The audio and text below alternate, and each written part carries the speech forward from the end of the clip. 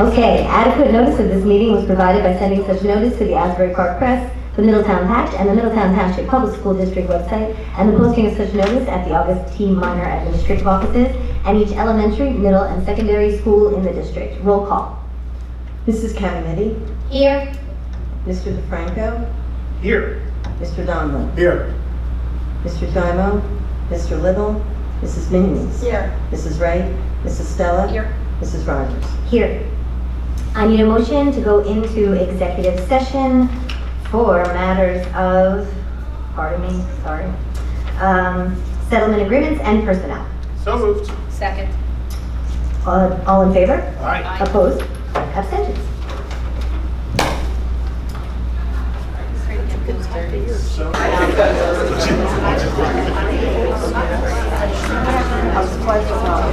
Okay, this meeting will now come to order.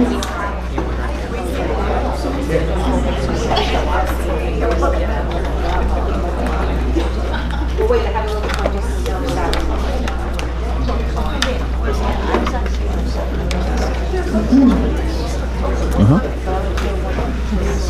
Adequate notice of this meeting was provided by sending such notice to the Asbury Park Press, the Middletown Patch, and the Middletown Township Public School District's website, and the posting of such notice at the August T. Minor administrative offices at each elementary, middle, and secondary school in the district. Roll call.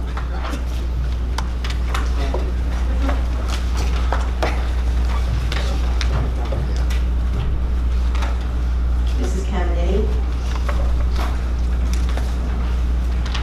Mr. DeFranco. Here. Mr. Donlin. Here. Mr. Dymo. Mr. Little. Here. Mrs. Minions. Mrs. Wright. Mrs. Stella. Here. Mrs. Rogers. Here. Please stand for the Pledge of Allegiance and a moment of silence for Michael J. Healy, Sr., who passed away on July 27, 2019. Mr. Healy was a paraprofessional at High School South from June 1996 until June of 2005. Our thoughts are with the Healy family. I pledge allegiance To the flag of the United States of America and to the republic for which it stands, one nation, under God, indivisible, with liberty and justice for all.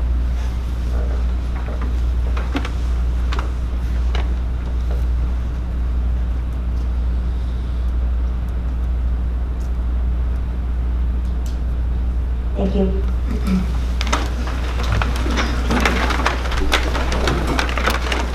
Okay, first we have a staff recognition. The Board of Education congratulates and recognizes one of our teacher leaders for recently earning her doctoral degree. Dr. Stephanie Heslane completed the Ed.D. program in Education Leadership at Monmouth University and is the first student to graduate from the doctoral program. Her research and dissertation on personalized learning will positively impact our students. Dr. Heslane has been employed by the district since 2013 and is currently an educational technology specialist at Fairview and Bayview Elementary Schools. We commend her for her perseverance and dedication.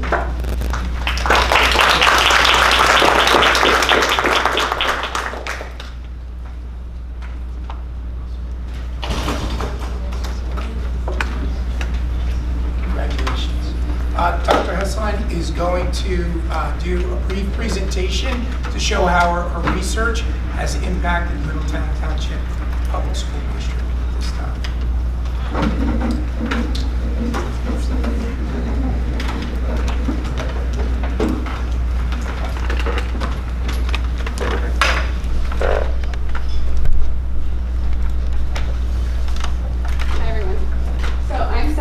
And I'm here to share a little bit about my doctoral research study, which was titled Lost in Transition, Closing the Personalized Learning Gap.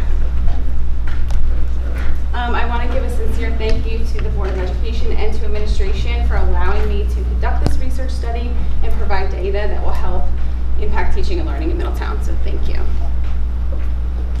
So just to give you a little bit of background for how this study came to be, I believe that schools are caught in a little bit of a transition. And students are kind of caught in between these two worlds. One led by teachers who still value that a little bit more traditional models of instruction, still maybe go with that, the way that they were taught approach. And another led by teachers who understand how the world has changed, how the job market has changed, and is trying to align and evolve their practices to meet those students' needs. It's because of these two different worlds that now we see an equity gap happening, where the amount of personalized learning opportunities that students have is directly connected to which teacher or which teachers a student has. So it is this equity issue, and being mindful of some of the bigger issues in education, like low student engagement rate, like students just playing the game of school, like lack of resilience in learning, like students being stressed out by school, that led me to want to engage in this research study, which combines the idea of action research and our district initiative of MTPS Spark, which is grounded in providing students with personalized learning experiences that are tied to their strengths and interests. And I make the distinction of action research because this is not just research for the sake of doing research. It's research with the intent of transformation. It's research with the intent of change, of using the data to make changes, to modify to better, change our practices and modify to best serve our students. So the purpose of my study was to basically evaluate how the MTPS Spark initiative and how these personalized learning experiences, how they impacted teachers and students. So I framed my research study with two research questions. The first one was I was trying to see, does integrating these personalized learning experiences that are tied to students' strengths and interests, does it change the perceptions of current instructional practice from teachers and students? And the second one is, does integrating these practices have an impact on student engagement and student attitudes towards learning? Just to give you an idea of what my study looked like, I was targeting perspectives of teachers and students of elementary, middle, and high school. How it worked is I had a pre-survey of the teachers and students, and then the intervention was the implementation of the Spark initiative, and then I post-surveyed them after the initiative and the projects were completed. I used an independent samples t-test, which basically allowed me to test the difference between the pre and post test to see if it was statistically significant change. So I broke down my results just so you could see a little bit easier by research question. So the first one, I was trying to see if integrating these personalized learning practices changed the perception of instruction.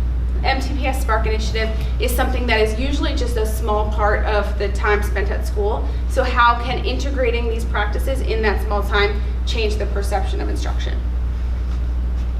The areas of personalized learning practices that were targeted, that were also in the study, was student choice, student-directed learning opportunities, opportunities for students to explore their passions and interests, and opportunities for students' self-reflection.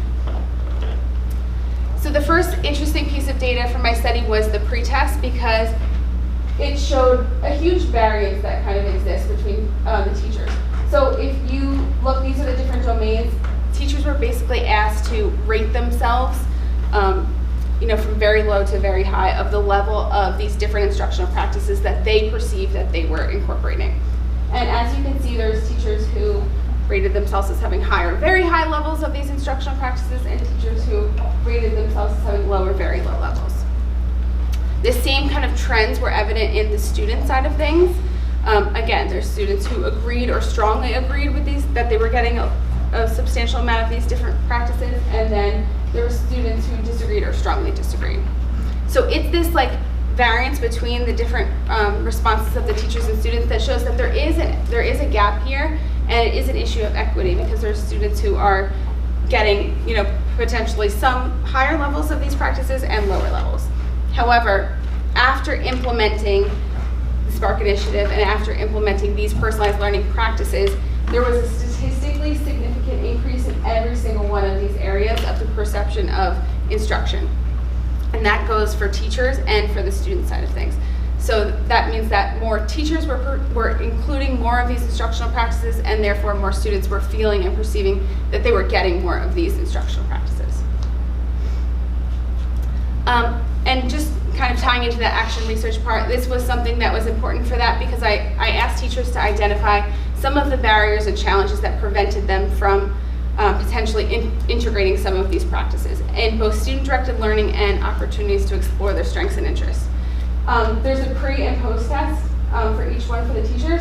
The pre-test was from teachers who may or may not have been implementing these practices based on where they fell on that scale initially, and the post test was barriers and challenges that existed after they still implemented the Spark initiative.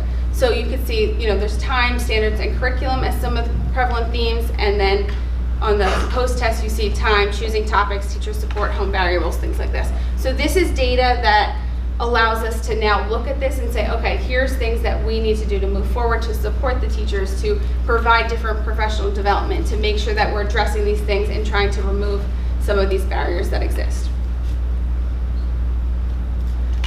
The second research question was, does integrating these practices, does it impact student engagement and attitudes towards learning? For student engagement, the areas that were targeted was enthusiasm about learning in school and interest and engagement in school.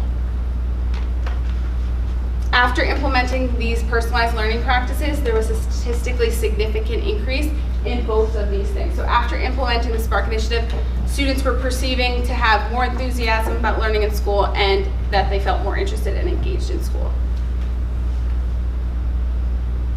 I also studied the attitudes towards learning of the students. So these were the areas that were targeted for that. Importance of learning in school, importance of learning process, caring about grades versus feedback, fear of failure, fear of bad grades, setbacks causing discouragement, and stress in school. So the pretest results were also a very important part of this because it showed where the students were coming from. This was the percentage of students who either agreed or strongly agreed with these statements. So 84% of students said that they think that the learning that they do at school is important. 87% of students said that they think that the learning process is important. Those are two really important pieces of data because it shows that regardless of any of that, students are coming to school with the understanding that this is important and this is valuable, and that the learning that they're doing here in the process is important. 83% of students said that they care more about grades than they do feedback. 69% of students said that they were afraid to fail. 70% of students said they were afraid to get bad grades.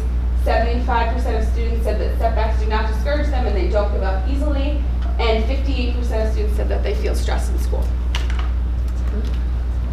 After implementing some of these personalized learning practices like student choice, like student directed learning opportunities, opportunities to explore their strengths and interests, every single one of these had a positive change, and every one with a star, so all but one, had a statistically significant positive increase. And just to give you like a little bit of a better visual for that, so the ones on the top, those are the ones that showed a positive increase. The ones with the stars were statistically significant. So importance of learning in school went up, importance of learning process went up, setbacks not discouraging them had a positive increase. And then on the bottom, all of these had a statistically significant decrease, which was a positive change. So caring more about grades than feedback went down, fear of failure, fear of bad grades, and feeling stressed in school all showed a statistically significant decrease after integrating some of these personalized learning practices. And I think it's important to just highlight the feelings of fear and stress because these are three things that are really important for the culture of learning, and they all decreased by about 20%, which is pretty good. And I think that moving forward, we want to continue to make sure that we are doing everything and finding strategies and practices that help us decrease that. So moving forward, I think it's really important that we continue this cycle of action research aligned with our district goals. It allows us to continue to improve and have that like culture of growth where we are collecting data, analyzing the data, seeing where we can improve and seeing where we can take what we learn from the students, from the teachers, from anyone involved in the stakeholders, and how we can make changes and ultimately move forward. I also think that it's important, and I think that the data from my research study shows that we need to continue to develop practices that marry curriculum and these personalized learning practices so that we make it easier for teachers, we remove some of those barriers for teachers, and we are making sure that we're maximizing educational opportunities for students as individuals. Also, that we continue to embrace a process-driven culture. So by that, I mean valuing the learning process just as much, if not more, than the final product or the test score or the grade. Really putting our attention and our value on the process itself. How students are dealing with when they fail, how students are managing their time, how students are channeling their creativity, all of these things, getting resources, collaborating with others, all of those things, how they're accomplishing those goals is where we need to place our attention and focus. And then finally, I think it's important that we continue to encompass a broader view of success. As educators, it's very easy to define success by something that's easily quantifiable, like academic achievement. However, I think it's important that we also make sure that we continue to be inclusive of passion and purpose and these non-cognitive skills like creativity, like problem solving, like resilience in learning, and all of these things that we know are essential for the job market and the workplace that our students will be in. So when you prioritize all three, we can make sure that we're maximizing success, because you can have a student who's academically proficient and has no passion and purpose, and it may not equal success post-graduation.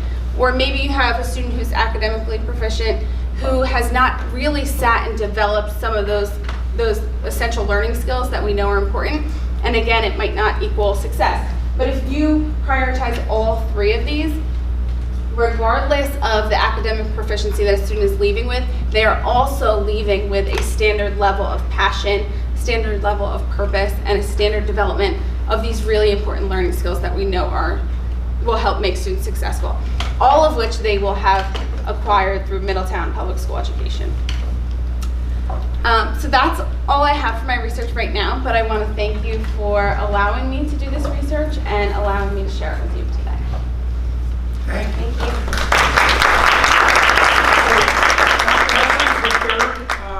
In the time that I've been here, educator from Middletown to present and talk to the board about their research and their work, but she's the first teacher leader.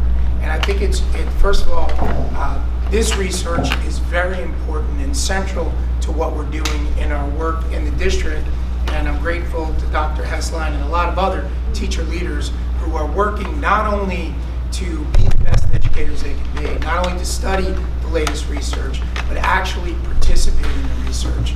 And I believe that cultural shift is not only important for students, it's important for educators as well. So I think us modeling a model of giving teachers voice, choice, direction, actively involved in curriculum the way we do here in Middletown, and driving our district initiatives gives us a better opportunities for teachers to celebrate student voice and student choice, and give students the opportunity to direct their own learning and provide authentic learning opportunities, which that we talk a lot about the growth mindset for our students and our staff. Leading and learning go hand in hand for students and for staff. And those consistent processes will develop that culture that really celebrates lifelong learning and develops those skills. So thank you, Dr. Hessline, for your work.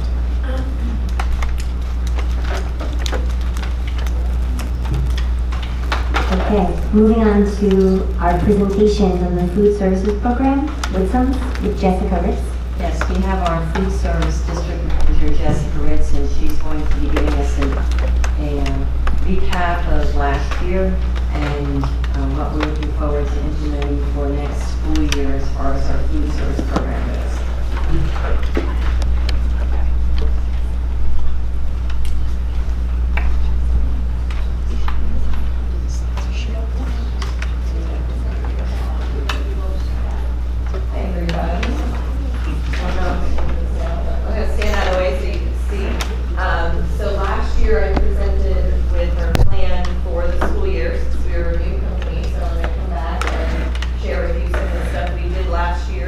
And then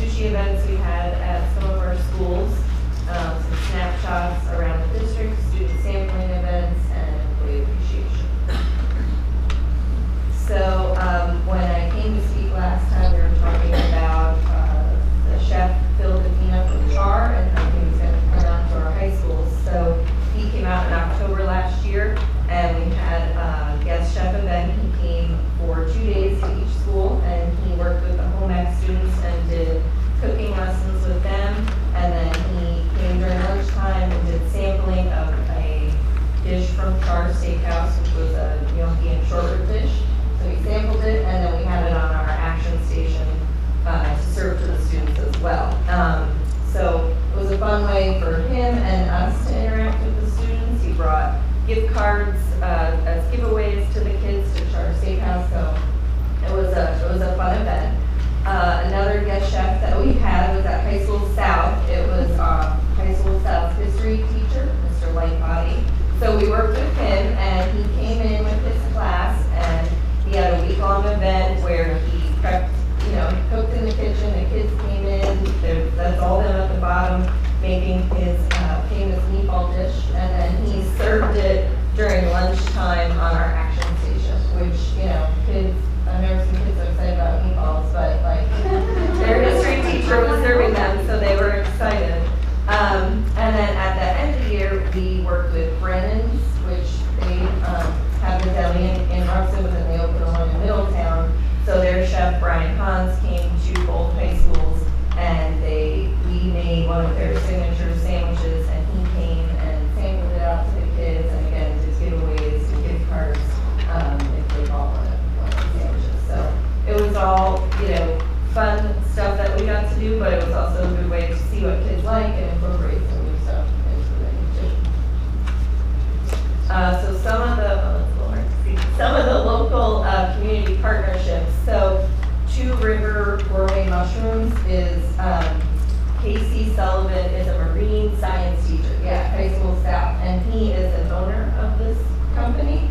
So we were talking with him because he buys lunch, and they offered to work with us, and he brought these oyster mushrooms from his farm that we sampled for the students, and then we incorporated them into the pasta station that week. So, I mean, mushrooms, you think like not that exciting, but I've never seen a kid walk up and will say, would you like to try a mushroom? Well, I really like it. Well, Mr. Sullivan's okay. And then, I could have walked away if I was a high school kid. But they were beautiful, and they tasted great, and we made them in a pasta sauce, and we made meatballs with them. So that was a fun one. We're going to work with him again this year. We had McCormick Farms that donated sweet potatoes, and we did farm sampling at Bayview, Port Monmouth, Ocean, and Fairview. Monmouth, and one other elementary Fairview. school. Fairview. Great writing wasn't a good idea. So we were able to do that. Mr. McCormick came, he talked about his farm to the students, explained a sweet potato versus a yam, and it was a fun time. So we're going to work with them again this year. We were trying to get them in the spring, but the crops weren't great, so we'll work again in the fall with them. So this was our sushi event. So we partnered with a local restaurant, Matata Asian, which is on Route 35 in Middletown, and we featured sushi one day a week at High School North and High School South. On average, North was selling about 60 rolls per week, and South was selling 80 rolls per week. So they had a choice of 3 different sushi rolls that they could buy. And then the other picture, we featured ramen noodle bowls on our Action Asian stations throughout the winter. It's a nice treat. And then Netsong Elementary also got to try Sushi Day. The principal thought, he was getting feedback from students, they wanted to try it, and they sold 88 rolls the first time we did it, and we did it again. So next year, this year, we're hoping to expand it to middle schools a couple of times. Not as a weekly option, but just as a teacher's special treat. These are just some pictures from around the district. We've got fresh grilled vegetables that we do at the high school. The middle picture, we do a Mediterranean week, and that's a chicken gyro that kids can get made to order. Up on the top is chicken and vegetable dumplings with edamame and a vegetable rice at the elementary schools. The bottom picture is the rotisserie ovens that we have at both high school, North and South. So we do chickens and beef and vegetables in those. At the end of the year, we were able to be guest judges for an Iron Chef cooking competition that High School North had, where it was teachers and students and principals, and they all competed against each other. So that was fun. And then that fresh grilled beef burgers. So at the elementary school, the second half of the year, we implemented these posters, which was a rating system for students to give feedback. pack. So it's I liked it, I loved it, not for me. And we would either do a sampling of the menu item for the next day, so the kids would get to try it, and then if they liked it, they'd know, I'm gonna buy lunch tomorrow. Or if we just had a new menu item, we would sample it and then give them a Post-it note, and they could go up and tell us whether they liked it or not. So on the left is New Mammon, where they have beef hot dogs, and then on the right was Navasink with a Alfredo sauce. So it's a good way, because, it's hard to talk to all the kids, obviously, and try and get them through the line really fast, so at least if they buy it, they can come back up. So that was a fun one. These are just a couple of pictures, employee appreciation. So New Monmouth and Navasink, actually the day New Monmouth did their hot dogs was one of their highest meal counts for the year. I think, obviously the sampling helped and the kids realized they liked it. So when New Monmouth and Navasink hit their highest meal counts, they got these with cooler bags, and then we had 5 team members that had perfect attendance throughout the whole year. So we gave them reward points and water bottle as a thank you. So coming this school year, some of our marketing promotions that we're going to be doing, these are the posters that will go up, and these will be between the middle schools and the high schools. One is drenched dumpling specials, so it's a chicken and vegetable dumpling, and then we have different sauces that will go with it for dipping, or the students will have the choice to put it in like a ramen broth, so it's more like a soup. The next one is Bowl It Over, which is all different bowl concepts that we're going to do. So there's a chicken quinoa and avocado bowl, a beef taco tortilla bowl, where you make the bowl actually out of the tortilla, Mediterranean quinoa, and a tangerine chicken noodle bowl. And then the acai berry bowls, similar to like a pie bowl. So we're going to try those. We incorporated smoothies at the middle schools last year, so we're going to now try to build it more like a bowl a couple times as a special. So Simply Boxed is like a bento box type meal. So we do some of these last year, but we have new packaging where we have the different compartments. It's a full meal in there, and this will be great at our elementary schools and middle schools where the students can easily just grab it, and then they don't have to take anything else with it. They have a full meal. One of them that we have on the menu in September is the Mighty Egg Pack. So it's hard-boiled egg, yogurt, cinnamon pita chips, and fresh fruit. So they can dip the pita chips in the yogurt, they've got their protein with the egg, and then fresh fruit. So full meal ready to go. So that's on our elementary and middle school menus. Sorry, excuse me. And we're trying overnight oats at the high schools for our breakfast menus. So a couple menus with that, and that's a full meal as well. You have yogurt and milk for the base, and then fruit and granola in it as well. So, and then a couple things from last year, sorry, that we're going to continue. For some deli meat at all grade levels, organic ingredients where we can, and then seasonal vegetables and more guest chef events. These are some of our marketing posters. So the one in the middle is a harvest of the month, where we incorporate either fruit or vegetable each month into the menu. That's seasonal, and then try to promote it. There we go. And try and promote it to all the students. The safari one on the left is the elementary marketing, and the green leaf is when we do local fruits and vegetables and highlight it to the kids. And that's it. So, we're going to definitely be doing guest chef events again. We're working on getting some local restaurants and working with us throughout the year. So, I thank you guys when you come around for coming in and saying hi, and invite you for be here. Jessica, are we still going to do the pizza from the pizza parlors?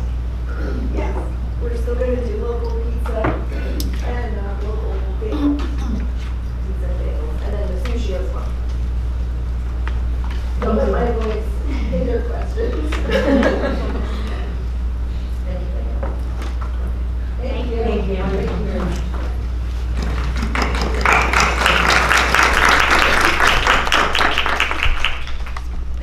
Okay, moving for updates, our annual district summary progress report in compliance with district policy 8505, wellness policy, nutrient standards for meals and other foods.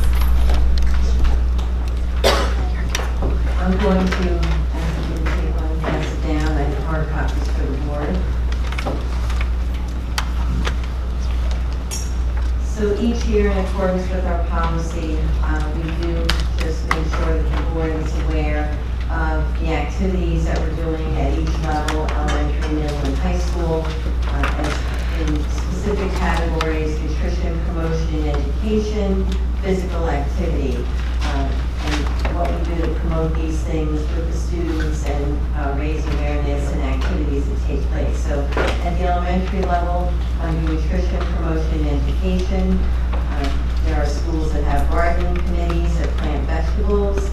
We have some school gardens. We've also had responsive classroom training for teachers to support mindfulness and mental wellness for students and other related activities. As far as physical activities go at the elementary level, in addition to the health and physical education that we run, there are walking club programs at the elementary level. We also have coordinated activities such as family bike ride events, field day, girls on the run, hoops and jump rope for heart, etc. Classroom teachers incorporate new sensory brain break paths which feature various physical activities, and there are schools that have set up wellness committees comprised of the principal, the gym teacher, school nurse, and a parent to review these activities as well. At the middle school level, under nutrition, promotion, and education, we have a variety of activities going on there, such as the Lifelines program that's implemented in health classes to support student mental health and wellness. We also have students using Chromebooks to create healthy living portfolios and where they log their personal fitness and health information during health and PE class and other things. As far as physical activity goes at the middle school level, again, in addition to the health and physical education instruction that they receive, there are community programs at the middle schools that address mental health and student emotional support, activities for the students such as student staff basketball tournaments, workout Wednesdays, and so forth. We also have sport and athletic programs that include participation for each grade level that are offered during each season, fall, winter, and spring. We also at the high school level have, as far as the area of nutrition, promotion, and education, there's been actually some work with Whitson's and on using ingredients that are locally sourced, all natural, organic, minimally processed when possible. There are some other things that Jessica just mentioned too, with the partnerships with other outside restaurants to introduce students to foods that they may not normally eat that have nutritional value. Also, students receive lessons on good nutrition and nutrition education in their health and education classes. We have a greenhouse now at High School North where students are doing activities there and also working with the green team. And as far as physical activities go, we have, again, the health and physical education, but then we also have other opportunities such as another example is volleyball that was introduced as an intramural club sport, and they will be volleyball will be offered as a NJSIAA sport next year. We also have opportunities for students to be CPR trained and certified. We have Relay for Life. We have other organized activities, volleyball tournaments, senior versus faculty basketball games, and things of that sort. So you have the whole report here. It's really just to let the board know that these activities are going on.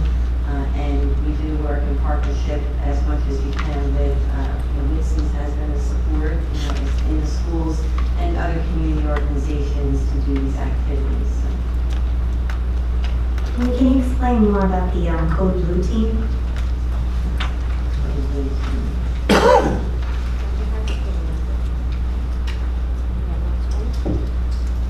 Oh, at the middle school? It says code blue team and drill practice. Right, I think that's also under middle schools too. I mean, these are the things that were reported out by the principals. I don't know if anybody can shed some light on it. What's that? The code teams? Has nothing to do with food, right? No. Yeah, no, that's the team that would, it's usually the nurse and people that are CPR trained. They would respond if someone is having a heart attack or something like that. They know how to do CPR, they get the AED, they practice all the time, they have to get it down within a certain amount of seconds. They maintain the AEDs to make sure that they're properly charged and working in the right way. And they're teaching the students about this? No, this is an adult team. This is an emergency management team in case someone has a heart attack. In fact, they used it a couple of years ago at New Mom when a staff member had a heart attack and saved his life. But it's a building-based activity. Yes. Thank you.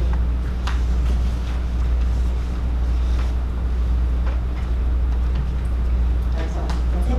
All right, moving on to our committee reports, the technology days. What do you have?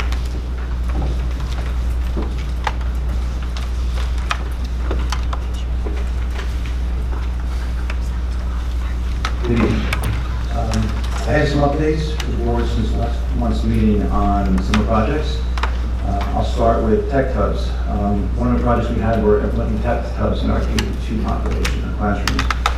Tech hubs are basically portable cases that can charge and store and secure our devices. All the tubs have been set up with the devices implemented in them. They've been delivered and are sitting in the classrooms right now waiting for the start of school. So all of our kindergarten classrooms have the tech hub with 6 iPads. All our first and second grade classrooms have a single tech hub with 6 Chromebooks in it. The tech hubs are small and portable enough that they can be shared amongst classes. They're also modular, and in the event we decide to upgrade, we can add on very easily.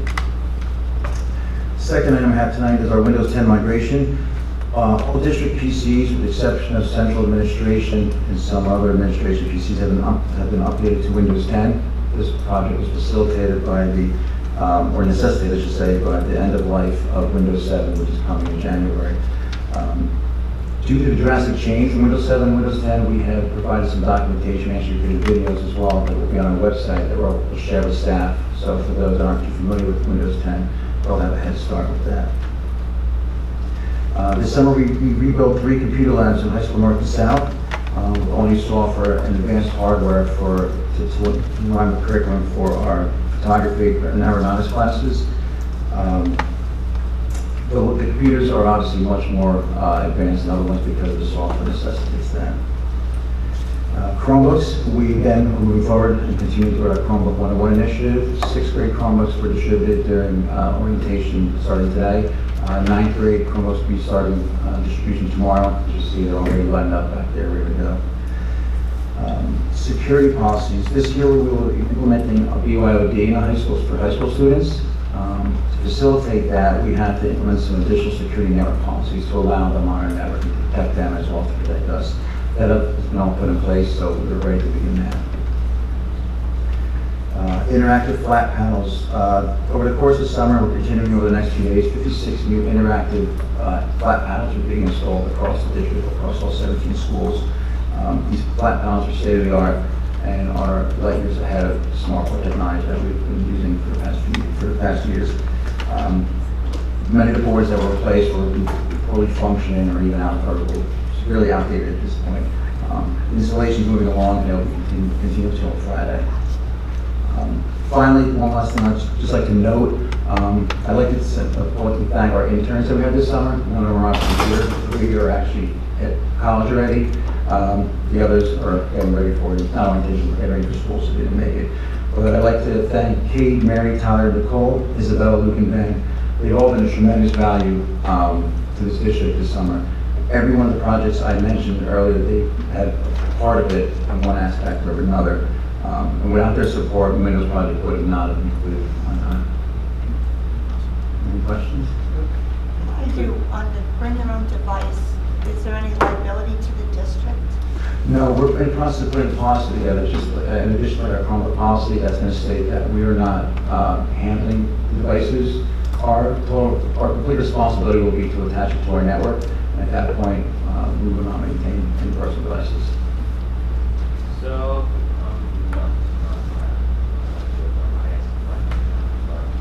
Excuse me, I'm sorry, sir.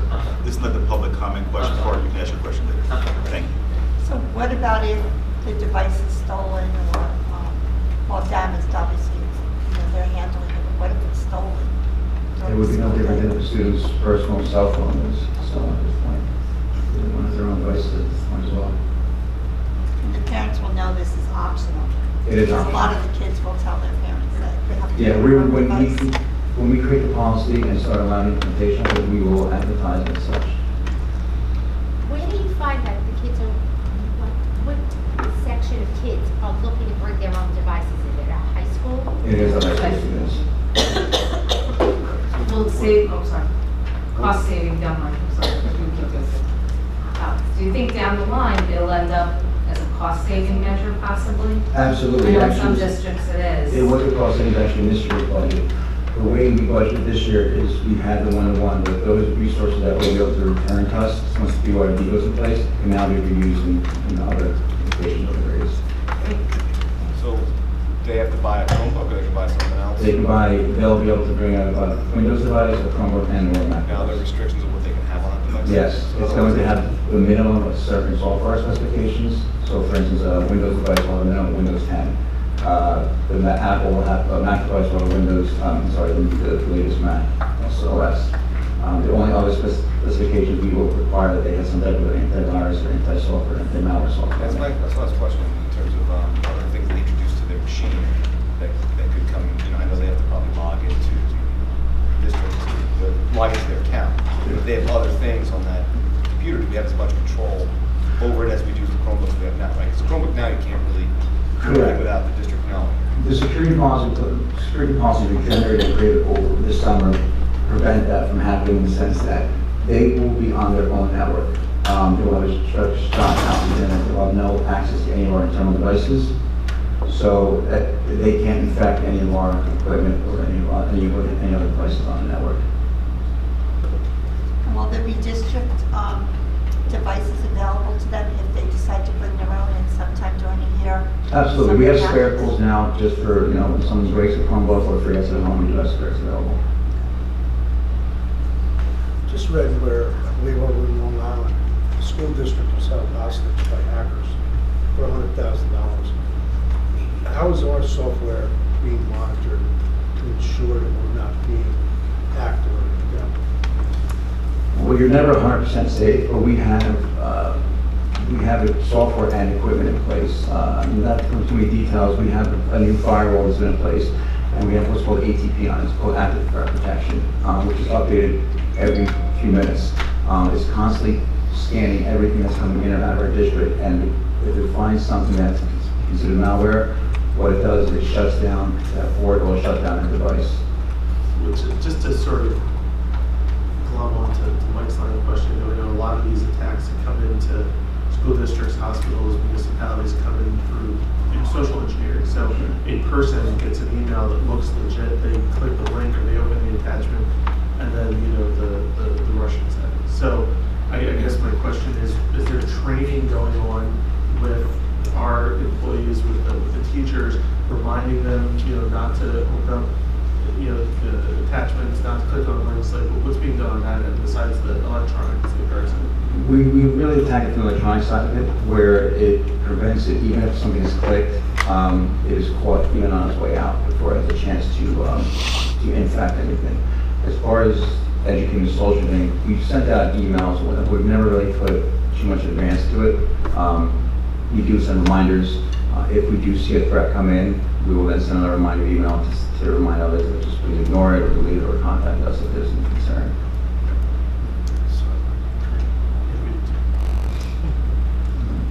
Thank you. Moving on to student services, Dr. Lee. Mrs. Wright and I had a great meeting with Dr. Peterman just to welcome her and make sure we're all on the same page and tell her some of the concerns of the community. So thank you for that. Well, thank you for sharing your time with me. So ESY came to a great conclusion under the direction of Daniel Schreck and Sharon Timmons. I think many members of the community and the board were able to go and see the students' work. support during the celebrations of learning. You will be voting on the memorandum of understanding with the YMCA. It's really been great. I've learned so much about it, and they've expanded the program for the council services to be in all 17 schools this year. You'll be voting on the out-of-district placements that are listed and also on some contracted services. And I have to say, I will be looking at the lunch menu at both high schools because that was absolutely incredible. Do you have any questions? One question. With the YMCA, we had no waiting list, correct? No waiting list for the counseling services, and also the child care was incredible also for all that. Thank you. Is there a cost to the YMCA counseling services for the district? There is no cost to the district. Thank you. Thank you. Moving on to curriculum and instruction. Good evening. As I'm sure you will recall, a couple of weeks, 2 weeks ago, via the board portal, I shared with you the AP results from this past spring's testing. Okay, all of that included detailed data by course, by school, by district, and as a whole, as well as the state and global results for every course that we gave in AP testing, plus the 5 years for summary for the past 5 years trends in each of the courses, and notes from each of the district directors and supervisors regarding each of the courses in their departments. Okay, so all of that you have. In summary, because I can't go over all of that now, but in summary, the district-wide, 415 students took 826 AP exams in 33 different subjects with a mean score of 3.3, and 73% of the scores were 3 or better.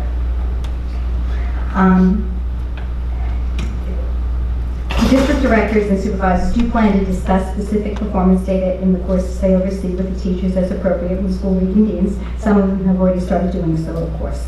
I do want you to know that this is important. You're probably aware there were many changes to the AP test this year that were instituted by the College Board. They've been talking about it for a year that it was coming. Well, it's here now.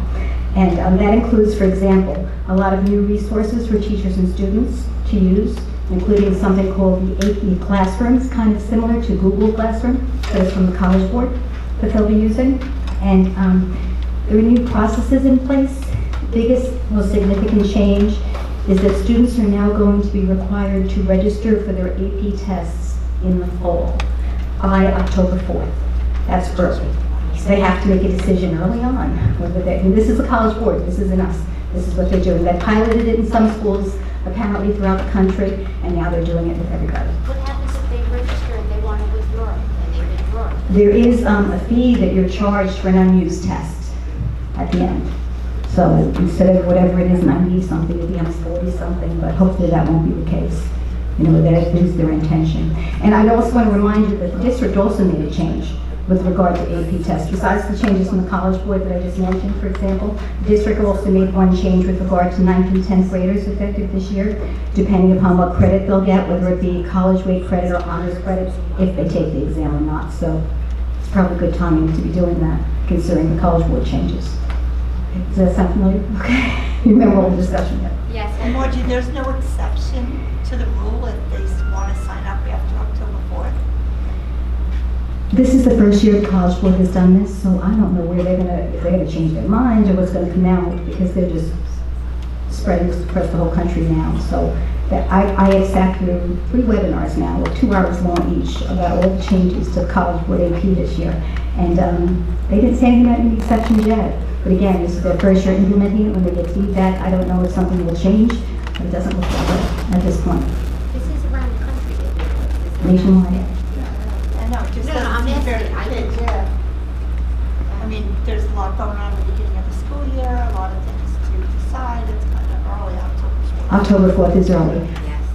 I'll tell you a secret, it's really November 15th, but they're publishing it October 4th. You didn't hear that. Between you and me, that the district can still play, but after that, and that's still very early. So October 4th is the date on which it has to be in the database. So we really have to hit these parents at back to school nights. Yeah. Well, and that's the next thing I wanted to tell you, that I have scheduled a meeting with all the AP teachers in the district on their first day back that afternoon, because I need to speak to them personally. I don't want to go through too many channels. I want them all to get the same message about how important this is. So yes, I'm going over a lot of the changes that are taking place. I want to make sure they're all on the same page. I've already created sections for all the AP classes in the district. It all has to be done online this year. 110 sections of AP courses in 2 high schools that are already created and ready to be filled. So all the students will have join codes so they can join their class and get the resources and get their assignments via AP Classroom. Okay, just as a side note on testing, not AP testing, at the September board meeting, voting meeting, we're planning to share the NJSLA, New Jersey Student Learning Assessment results this year. And if all goes as planned, we're going to be doing it a little bit differently this year. So stay tuned. Okay, than the traditional presentation. We're brainstorming. We're brainstorming, yeah. We had some new ideas today. Okay, and then lastly, on the agenda, the voting agenda tonight, you're going to be voting on professional development, on the additional field trip locations we needed to add, and on the homeschooling requests. Okay?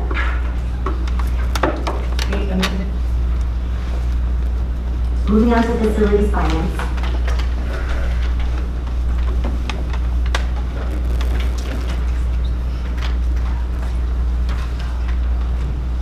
We have a few informational items for the board this evening. Our summer project update. We are moving along with all of our projects, and everything will be completed as scheduled before the start of school. The one larger project that we will be continuing to work on after school starts, but it will be at a place where students can occupy the space and so forth, is the theater lighting and sound project here at North. Again, the space will be occupiable for the students. They're going to be working after hours, after school starts, to do the finishing work on those projects. But we've done many things across the district, painting and gym floor refinishing and some concrete work over at Navasink and some floor replacements and so forth. We did receive a list last month, and what we'll do is we'll distribute something next month that gives, because some of the things are still in progress, but everything will be completed at that point. We'll give you an updated list at that time. So everything is moving along. The buildings look good.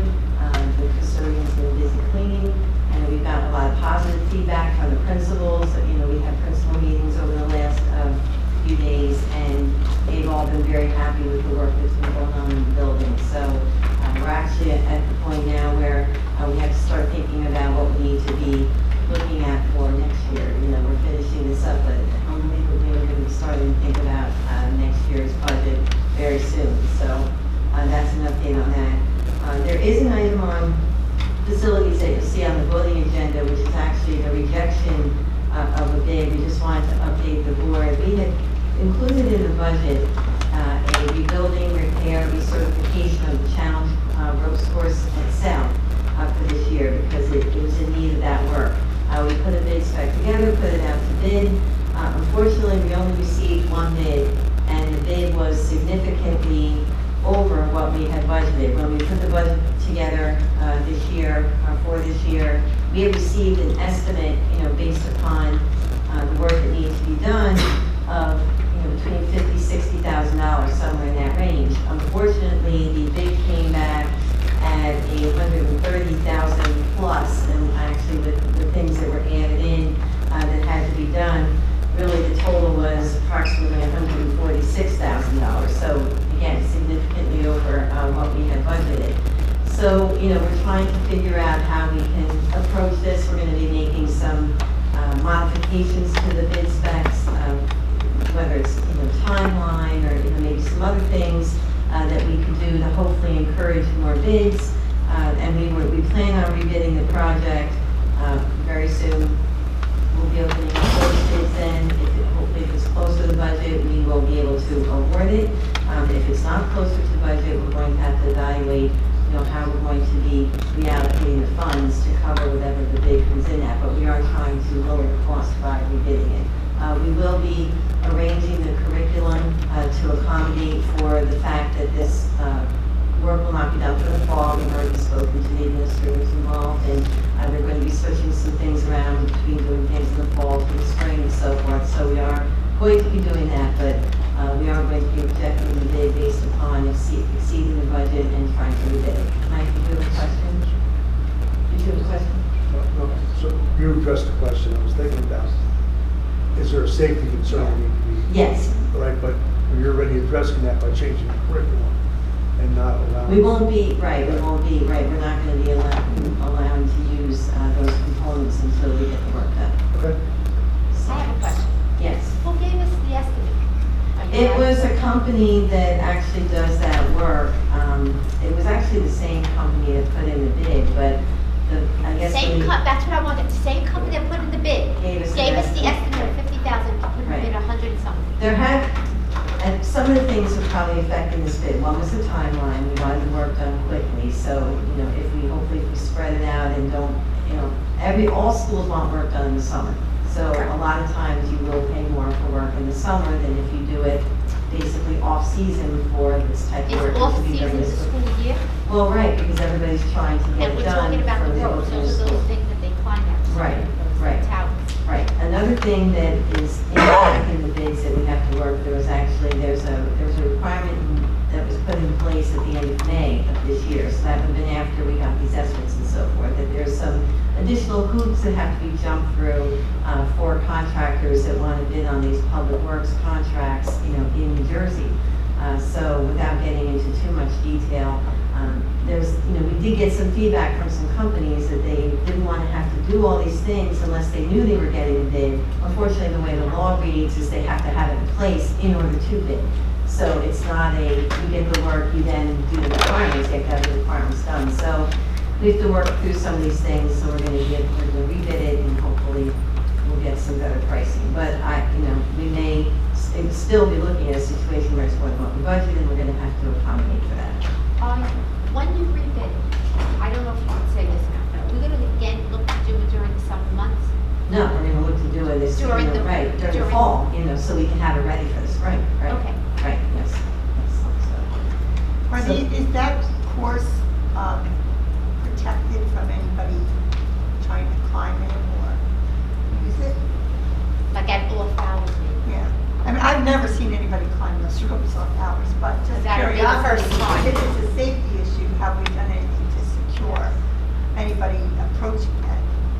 We can talk to the building administration about that. I don't think anything's been put in place at this point. Any unsupervised use of that equipment, even if it is certified, is not something that we would be wanting. So Right. at least we can talk about I that. mean, I've never in all the years seen anybody attempt to use that off season, I but think Mr. Ornella might have more information, because there are processes for safety put in place so that you can't use those outside. So they So they disable it? They or- take the, oh, like okay. the climbing pegs, the foot pegs, and they take them up. So up until maybe 8 feet or so. So you they can't actually get have up. to get a ladder to climb up to get the first one. And the teachers have that locked in training. So. That makes sense. Okay. Thank you. I just put right here. I think they could find a way. we said that we could cell phone conversation, remember they could find the cell phone. Right. There's a couple of other items that are on the voting agenda. We have our contract with South Jersey Turf, which is on the agenda. That's the work that we're doing on the secondary fields. That was something that was in the budget. We did actually reduce the budget for that when we were doing the budget this year from what we spent last year. So that contract is on the agenda for your approval tonight for the work at the middle and high schools. We have an exterior and interior door replacement bid. Again, this was all budgeted work for exterior doors around mostly at South and at Thompson. But also we need to replace some interior doors as well. So we put that out today, and we have that bid on for approval this evening. We also have, we had a facilities and finance meeting on August 13th. We did have, it was a meeting for a few hours. We had a few firms come in. I'm actually going to start now crossing between facilities and finance, but we did have an overview from our consultant, Advocate, that did a comprehensive review of our facilities department.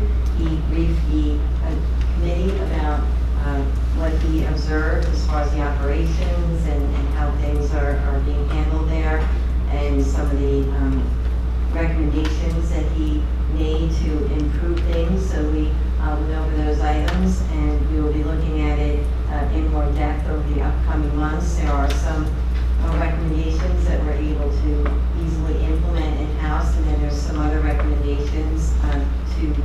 change our structure a bit and allow for some staffing changes that we're also looking to implement. Actually, one thing, we talked about the fact that our maintenance staff, that we had all of them working when the kids were in the building. So we've actually been able to accomplish over the last few weeks working with our maintenance staff, getting some changes in the shifts so that they're staggering the daytime shifts somewhat, and also particularly in the HVAC area, working some later shifts 1 day a week so that we have more hours that they're in the buildings where the students are there and they can get into areas that they need to get into without having to come in, extra hours, which has been helpful. So we're going to be continuing to digest that and go over it in the upcoming months. We're going to set up a meeting in September to also continue to go over that. We also had a firm in called Synergistic that is proposing an energy savings program for the district. We had representatives from that company.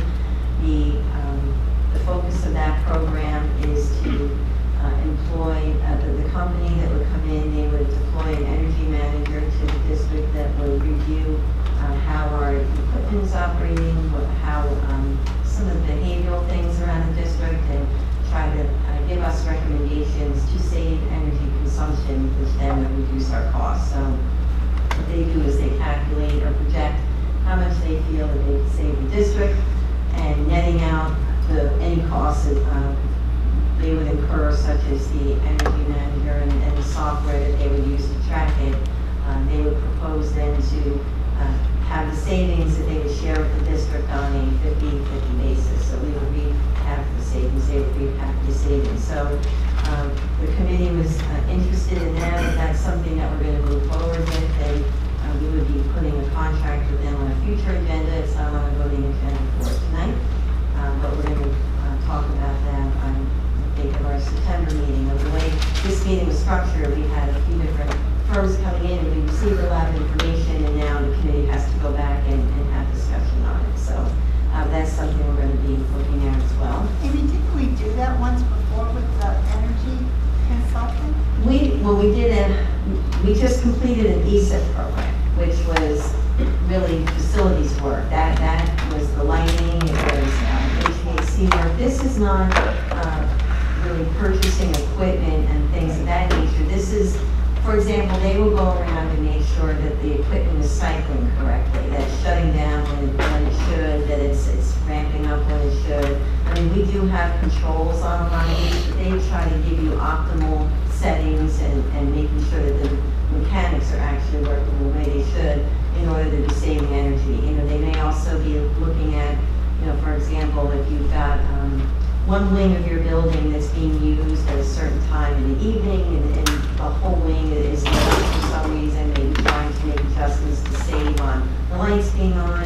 I'm just trying to think of examples. I think that we did that years ago. We had somebody come in. We haven't done that since I've been here. Maybe it was before that, but They went around to the schools and they noted when lights were on, like weekends and late nights, and made a whole recommendation and a whole report. There has to be a report somewhere.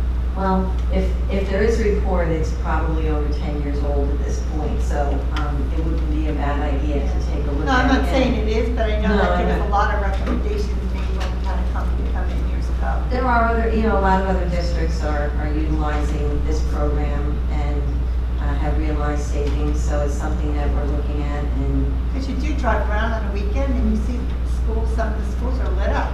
Right, and this energy manager would be here mostly on off hours when we're not here, so that they make sure that things are being run properly, and that we not only reduce our cost of how we purchase energy at, which was part of the ESIP, and but use less of it so that we're not paying as much. So it was an interesting concept. The committee was interested in, and we'll be discussing it further and deciding whether to make a recommendation to approve the contract. So.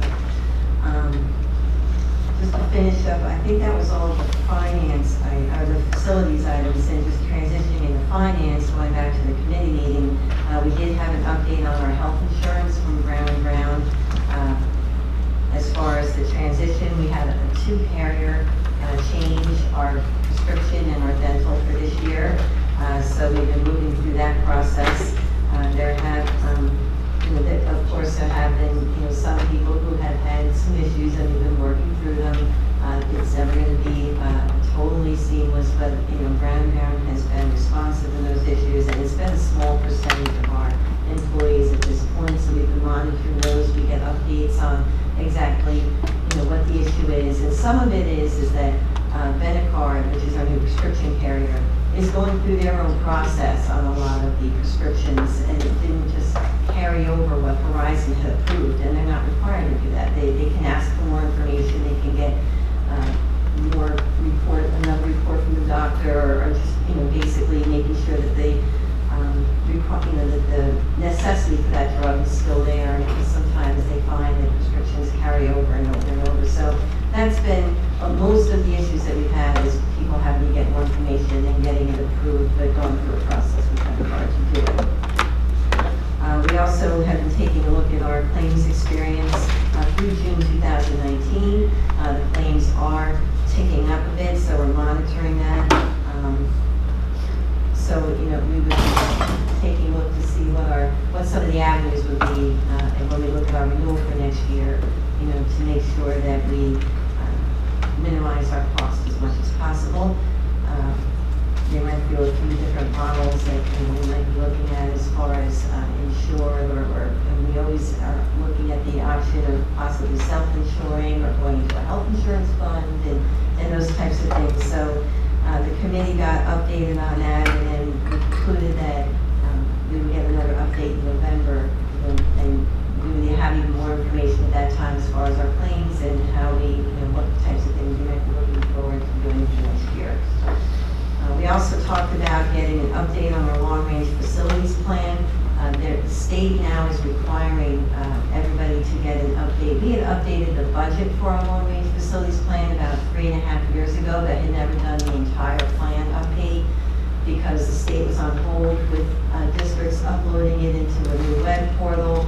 They never really did get that up and running like they said they were going to, but at this point now the state is saying you can no longer amend your current plan. If you want to do a project that isn't in the plan, you can't ask for an amendment, you need to have a new plan. So we really should update our plan. And it's been a few years anyway. We've done a lot of things, at least in the first year of the old budget plan, so we are going to be looking at sitting down and starting that process. And it's not just a budget of projects, but it also includes looking at the capacities of the buildings and our enrollment projections, and it's a more comprehensive process than just looking at what we want to do with each building and how much it costs. So we're going to move forward with that. And we also talked about when it come up in shared services about the township and the property that's next to River Plaza and the project that they would like to do, and then possibly tying it into some work on the property at River Plaza as far as making another parking lot accessible that they were going to be putting into on that property adjacent to River Plaza, and improving the flow of traffic at River Plaza and also alleviating some of the parking concerns. So we did meet with the township, the administrative people involved, like myself and Walter Cahill, the principal of River Plaza, and John McGuire, and to tell them some of the concerns that we had and some of the issues that we'd like to see addressed. So they were going to take that back into consideration. They had also gotten a preliminary estimate for the work, at least just a budget estimate for the work, and it was more than what they were looking to spend, and we would be also contributing part of that. So they are actually now reworking what they're doing and taking our discussion into account, and we will be we're just waiting for them to bring back further details on that. But they did say they wanted to move forward with it. It's obviously not going to be done for the start of school, so it's not a rush in that respect, but they do want to move forward with it, and I think they're trying to get some funding to help with the cost of that as well.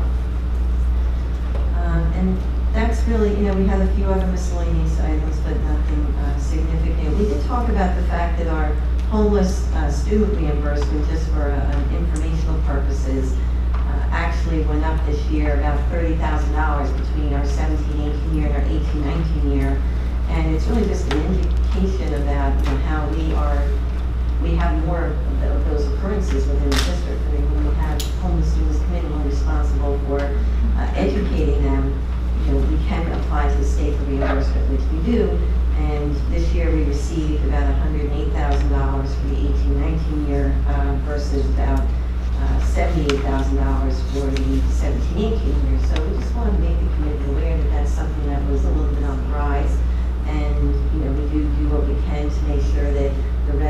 of those students really does fall with us. You know, we challenge when necessary, if another district should take responsibility, but we also work to get back whatever money we can from the state to cover those costs. I just want to say that too. I'd like to take a moment because I get to really watch the outstanding work that's done at Mrs. Walker's office, which Mrs. Dobish as well. And we really take that responsibility very seriously. And their office goes to great lengths to make sure that we let our homeless families know what services and resources are available to them and to support them through that whole process right on out to Mrs. Dobish actually goes out and works with the families to purchase clothing and provide and make sure that they have the things that they need, and that is really tremendous work to watch happen. I know that she takes that responsibility to heart, takes it very seriously, as does Mrs. Walker and as do I. We also work directly with other districts on behalf of families to make sure from the communities that they came from, that the resources that are available to them in those communities, we continue even to the point where sometimes we actually provide transportation back to the district for those students so they can be educated with their friends and their typical peers, and there's as less disruption in this process as possible. So I think for us that's some of the most rewarding work we do, and there's a lot of work out of Mrs. Walker's office, and I for one am proud of those efforts. So. A couple of the other items we have under finance, we have our contract with Power School. Again, that's a budgeted item, but it needs to be board approved. It's over the $40,000 threshold. It's for the maintenance and provision of the services through the software and our portals. We have our financial reports for this month. We have the annual approval of the parent organizations under our insurance policy. We list those every year under our liability insurance. We have a few transportation-related approvals for routes for this year. Another topic that isn't on our committee report, but we just wanted to update the board on is we have been in contact with, and actually Mrs. Rogers got an email related to that. We have outstanding bonds and they get rated. Our current bond rating is AA- in our Standard & Poor's, and they every so often will go, well, actually every time their financials come out, they'll take a look at it and they'll review and they'll see if they can affirm the rating, not affirm the rating. Because our financials for the year ended June 30th, 2018 did show that we had drawn down on our reserves. We had spent a chunk of our capital reserve that had been in place the year before. Our state aid is being decreased, and other topics, they need to get more information from us to affirm the rating. So they did put what they call a watch on our rating. It hasn't changed the rating at this point, but I do have a conference call scheduled with them on September 24th to give them the background information. They sent me a list of questions on compiling information. They're asking things like, what do we use the reserves for? What is the outlook for our revenues? Do we have any bank cap available? Financial questions like that, so they can further interpret our financial statements. But it's not really a surprise because we are, our reserves are not what they were. Our surplus has decreased. Our state aid is going down. Hopefully when they work through the reasons with us, that we tell them that we do have some bank cap available. We spent, our reserve money on needed improvements and projects, and explain to them what financials, that we hope to maintain rating. But doesn't have any impact on us at this moment. But what it would have an impact on is if in the future we went out with a bond issue and our rating was, not AA- as it is now, it's something lesser than that. We could end up, getting having it issued at higher interest. They're considered riskier.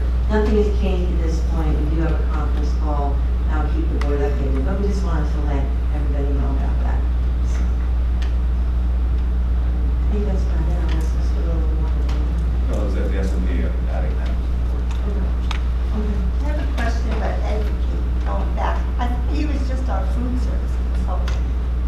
Yes, also do a lot of districts, they do facilities department review as well. So we did have them come in back starting right when Mr. Parcells was leaving, and we got his perspective, but then carried into the spring. We felt it was time, it would actually be a good time to do it while there was, a transition in leadership there.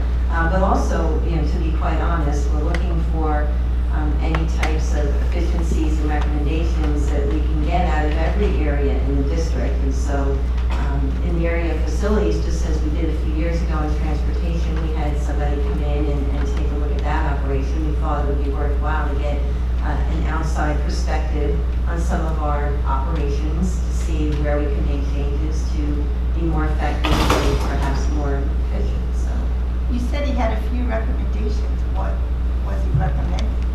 well, like I said, the focus on the report was on some of the things. For I gave the example of the workforce and the shifts that they have, and trying to get some more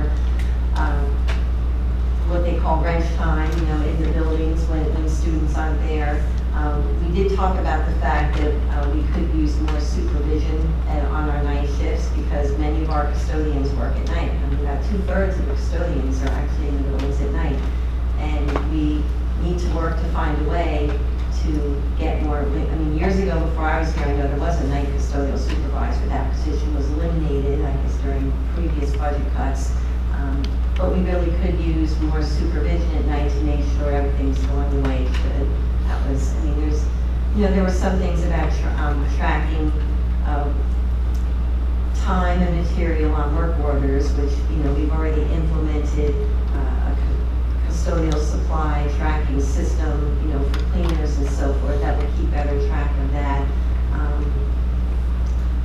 Things of that nature. So, it's something that we're going to continue to go through and see what we can implement over the next few years, as far as getting some improvements. There's always room for improvement, no matter how, I mean, we've already done some things already, but there's some other things that we want to look at too. I mean, we don't have the budget to keep adding personnel, so we have to do more with what we have. That's a lot of money. That's all we have for facilities and finance.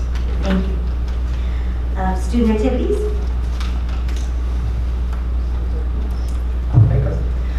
We have 2 items on the agenda. We have the code of conduct for the elementary, middle, and high school. This is something that we put on every year to get reapproved.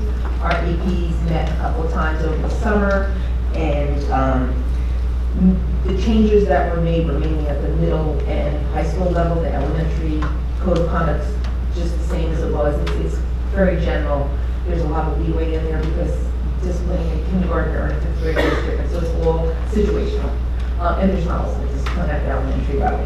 But the middle and high school, there's, different infractions that they use this guide for. And one of the big changes that were made were to reduce the amount of time out of school for suspensions. Using in school the ASIP, the alternate suspension intervention program, more, and out of school suspension less, and even bringing down the time that they're in the in-school suspension to maybe use half days or 1 day instead of 2 days. Because it's our goal this year to, make sure that discipline stays at a low level, but reduce our suspensions. Okay, because that's students out of school. We have a big push to increase attendance. We don't want to keep the students out ourselves. So you'll see that in those codes. We also have the sidebar with the NTEA to create 2 new stipends. One is for an intramural sports program at our middle schools, and the other is to create a diversity club at the high schools. At the middle school, we will also be creating a diversity club that we will be repurposing another club, the peer mediation club, and incorporating that into the diversity club. I do have one informational item that came up on Friday, 2 days from today, at 11 a.m. in the morning.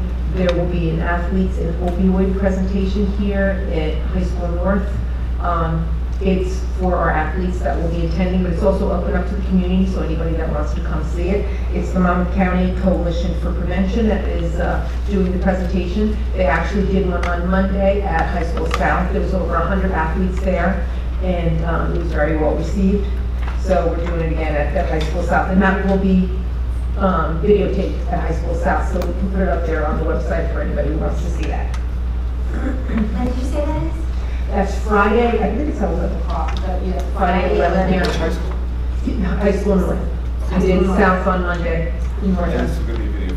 It will be video, yeah, and we'll get it up there on the website. Thank you. Moving on to shared services. So we had our monthly meeting with the township 2 Mondays ago. Just very briefly, there are no action items for voting. This is all informational. The Normandy Park project is progressing. The impact on the district is that the tennis courts will be preserved, so staff can continue to play tennis at Normandy Park. Mrs. Gallagher touched on the Toyota track at River Plaza. She said there's more to come there. The township has reached out to the school district about some IT infrastructure sharing to get a piece of our fiber to assist them as they move their locations around in preparation for the construction project. Again, more to come there, but we've been assured that the impact on the district will be minimal. We will not lose bandwidth.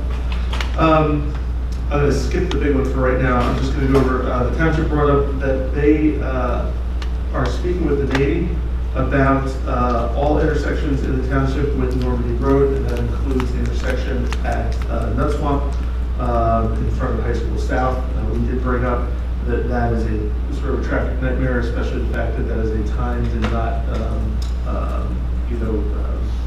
measured or otherwise censored intersection. So you really have students trying to cut in and out, then it's stopped as they go hard on Normandy Road. Apparently the same problem is happening at Front Street, Oakville Road, so we'll get all that worked out with the townships and where to come there. So the big one, we had a very educational conversation with the township around the new developments at Taylor Lane and the Toll Brothers development as part of Village 35. I just want to go over the facts the township gave us. Taylor Lane is 178 units expected to come online in 2020. Toll Brothers is building in Village 35 about 350 units expected to come online 2021-2022. The basis for estimation on impact of the school district is about 1 child per 5 to 6 houses. So Taylor Lane looks like it'll generate about 30. Yep. So Taylor Lane looks like it'll be about 30 to 35 students. Toll Brothers at Village 35, 60 to 70 students. We did have a conversation about the use of pilot funding versus straight up taxing of the residential developments, and the mayor assured us pretty strenuously that the township is not using pilot agreements for any residential development with the exception of low-income housing as required by the state. So all of these residential developments will be paying into regular property taxes, and so from the perspective of the Board of Education, because we have a tax levy, these additional property taxes will be factored into the accounting of the levy and the distribution of the school tax. So that was very fruitful. However, what I would recommend going forward in the near term, because Taylor Lane does come online within the year, is that we do need to, either as part of strategic planning or separately, look at the attendance boundaries for the sending schools on that side and determine based on our enrollment charts what is appropriate and where those students should be sent during the elementary and middle. But obviously more to come there as the district and the board considers that. So that's the thing. I have a comment about that. When I spoke to Pam, she said something about creating an ad hoc committee to look at that. That's going to come up a lot quicker than we think. That place is cleared out, and I'm sure those lots are just about to be sold, could be starting tomorrow. We have an opportunity to set a sending district plan before anyone buys a lot there. We have Thompson overcrowded. We can't fit any more students in there. I know it says only 30 students, but why not? Why are we not saying that this is where these kids are gonna go to school? Why do we have to have an ad hoc committee for that? I mean, when Laurel Avenue was built, the superintendent at the time took it upon himself and said, those kids can't fit in Village anymore, they're going to Nut Swamp. And that was it, done and said before they even moved in. I think by waiting, we're only hurting ourselves. I don't see where enrollment's gonna drop at Thompson for next year, and that 30 kids aren't gonna make another difference. They're districted for North. If we fix it now, there is no choice. The choice is gone. We're saying this is, where these people are going. And we're doing it at a time when no one owns it. They'll be buying that property knowing where they're going to school. I just think prolonging it isn't going to help us. Joe, I'm not sure where you're getting prolonging from. I'd like to talk about this next month, so. All right, I thought when Pam said ad hoc committee, that takes months. The board policy, the district policy, as I recall from reading it, is that the Board of Education would work with the administration to adjust the lines as necessary, and that's what this would fall under. I don't think it requires the creation of a new committee by policy. I think it's just something that we can get together either as part of our workshop or in one of our committees and then bring to a standing committee and then bring to the board for a vote. I think we can move very quickly on this. Well, in that case, I'm glad, but when I heard ad hoc committee, that takes months. And by then, those properties will be sold. And people will be, the builder could be telling people, hey, you're going to be going to Thompson and South and Village Thompson and South, and we have an issue with overcrowding. Our idea was to create a committee right away. Like we could create an ad hoc committee tonight. Yeah, but that still takes time and investigation. It doesn't happen in a month or so. Why do you need an ad hoc? Why do we so need much an ad hoc committee? Because you have to, why are you forming a committee? To look for information? Respectfully, I would propose that this would fall under facilities and finance. So the facilities and finance committee can probably go back and look at the pictures with the maps that are already posted on the district website. We have administrators on that committee come up with a proposal and bring it to the board. I agree with you, John. I don't see any reason to wait or form a new committee. Let's just. And I'm not even concerned that it's the lines. I'm sorry, Mike. Yeah, sorry, John, that's going to be. I'm not concerned it's the lines. I'm concerned that we got enrollment here. Let's look at enrollment. No, I agree with you. Is Village going to be impacted highly by 30 kids? Do we need to send them to Harmony, Thorne, and North? But either way, their middle school should be Thorne and their high school is automatically North because that's where they're districted. But except for now, there's a choice because it's been like that for so many years and hopefully this strategic plan will help us look at that. But for now, we need to start sending them where we have room. I think we're on the same page. We have two other great middle schools that have great education, Bayshore and Thorne, and there's no reason not to utilize those spaces. And maybe we need to look at Harmony, if they could fit in Harmony, and if not, New Monmouth. Yeah, I mean, I think we're on the same page. Yeah, okay. I just got a little concerned. Yeah, so- I've been on many of those, and it doesn't take a month. Yeah, I think we should be ahead of it to find out whether any of those spots are for sale yet. Yeah, I would think they have a site map. yeah. I would think. Builder normally has a site map. Yeah, the township the township did indicate that none of those are up for sale yet. So that's, we're still ahead of it, and that our intent was to, you brought this up 2 months ago, which was absolutely appropriate. And I made a motion that night to go ahead. Right, no, you did, yeah. So we're all the same page. I don't want you to think I'm putting it off or blowing it No, off. ad hoc committee, I'm telling you, ad hoc committee, if there are many of them, it takes too long. No, We need to move before these are being sold. we have a robust facilities and finance committee. And it's in our rights, but it's not like we're, moving anybody. Nobody lives there yet. Nobody's bought there yet. Correct. So we can address it at the next facility finance meeting? And then bring recommendations to the board. And then we need to probably do the same thing for Tall House. We have a little more time for that. I would just say we just do it once. Yeah, that's fine with me too. I mean, we have to have a plan. 12 brothers, sorry, 12 houses. However, the cookie crumbles, Joe. All right. Well said. All right, thank you, Mr. DeFranco. Moving on to strategic planning.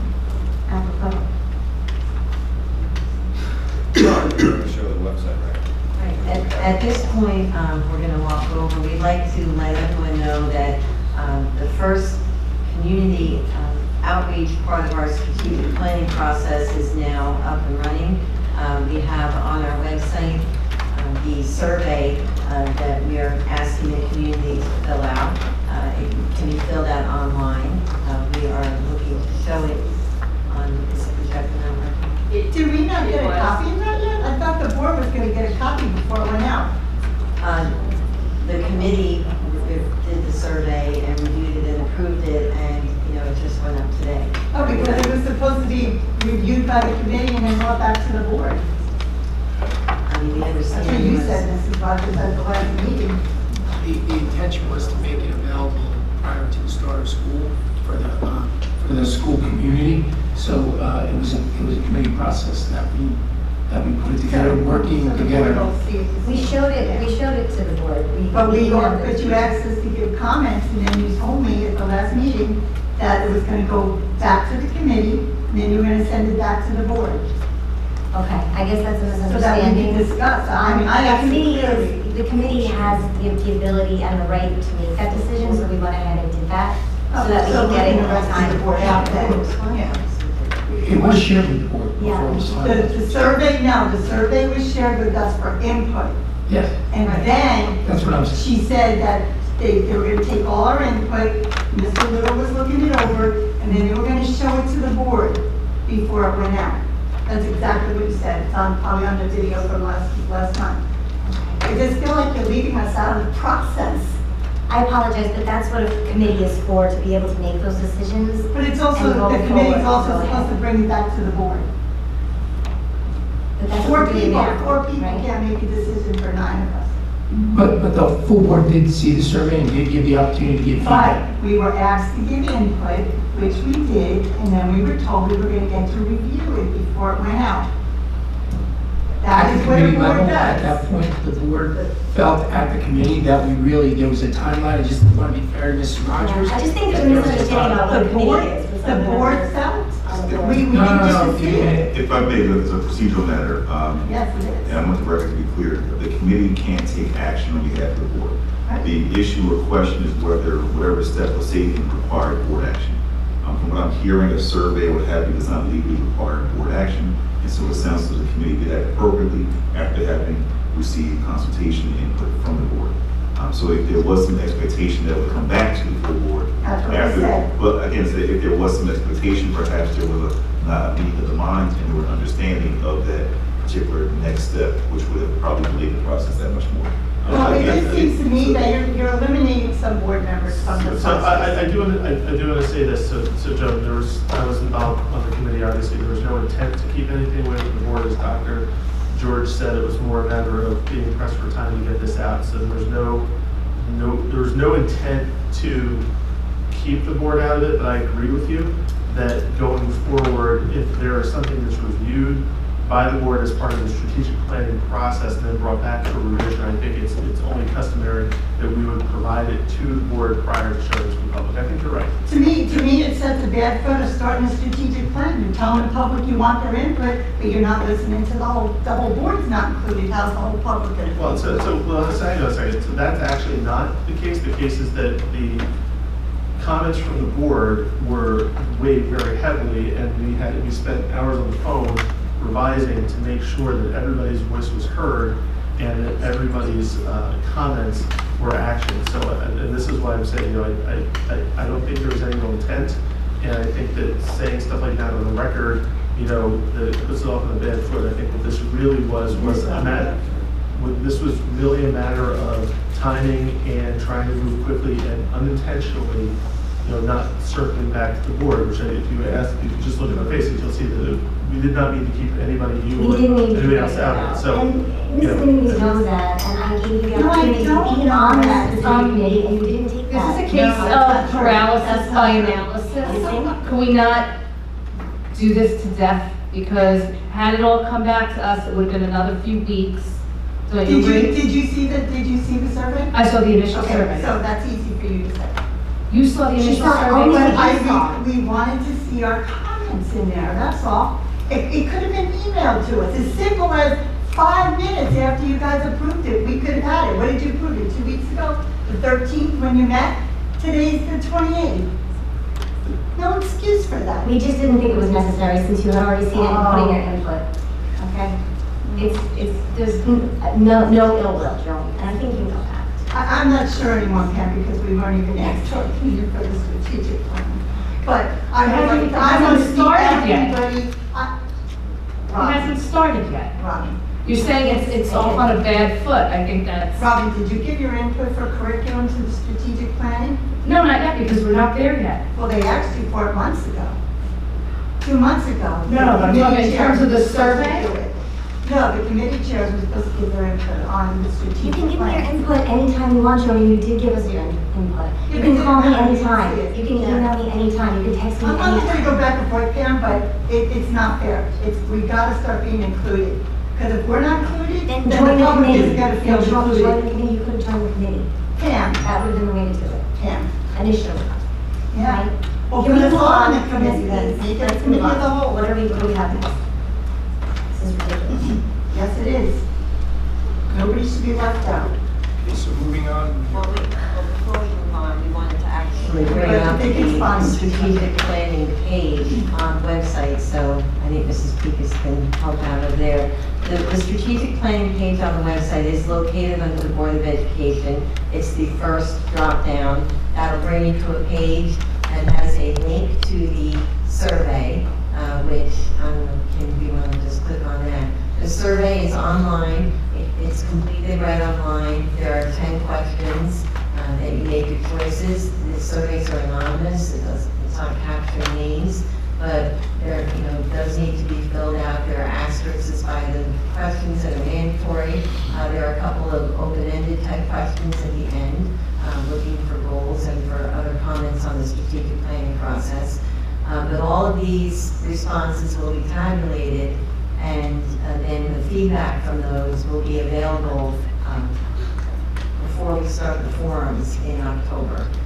We have not set a closing date for the survey yet. I think the intention is that the surveys are completed before we start the forums.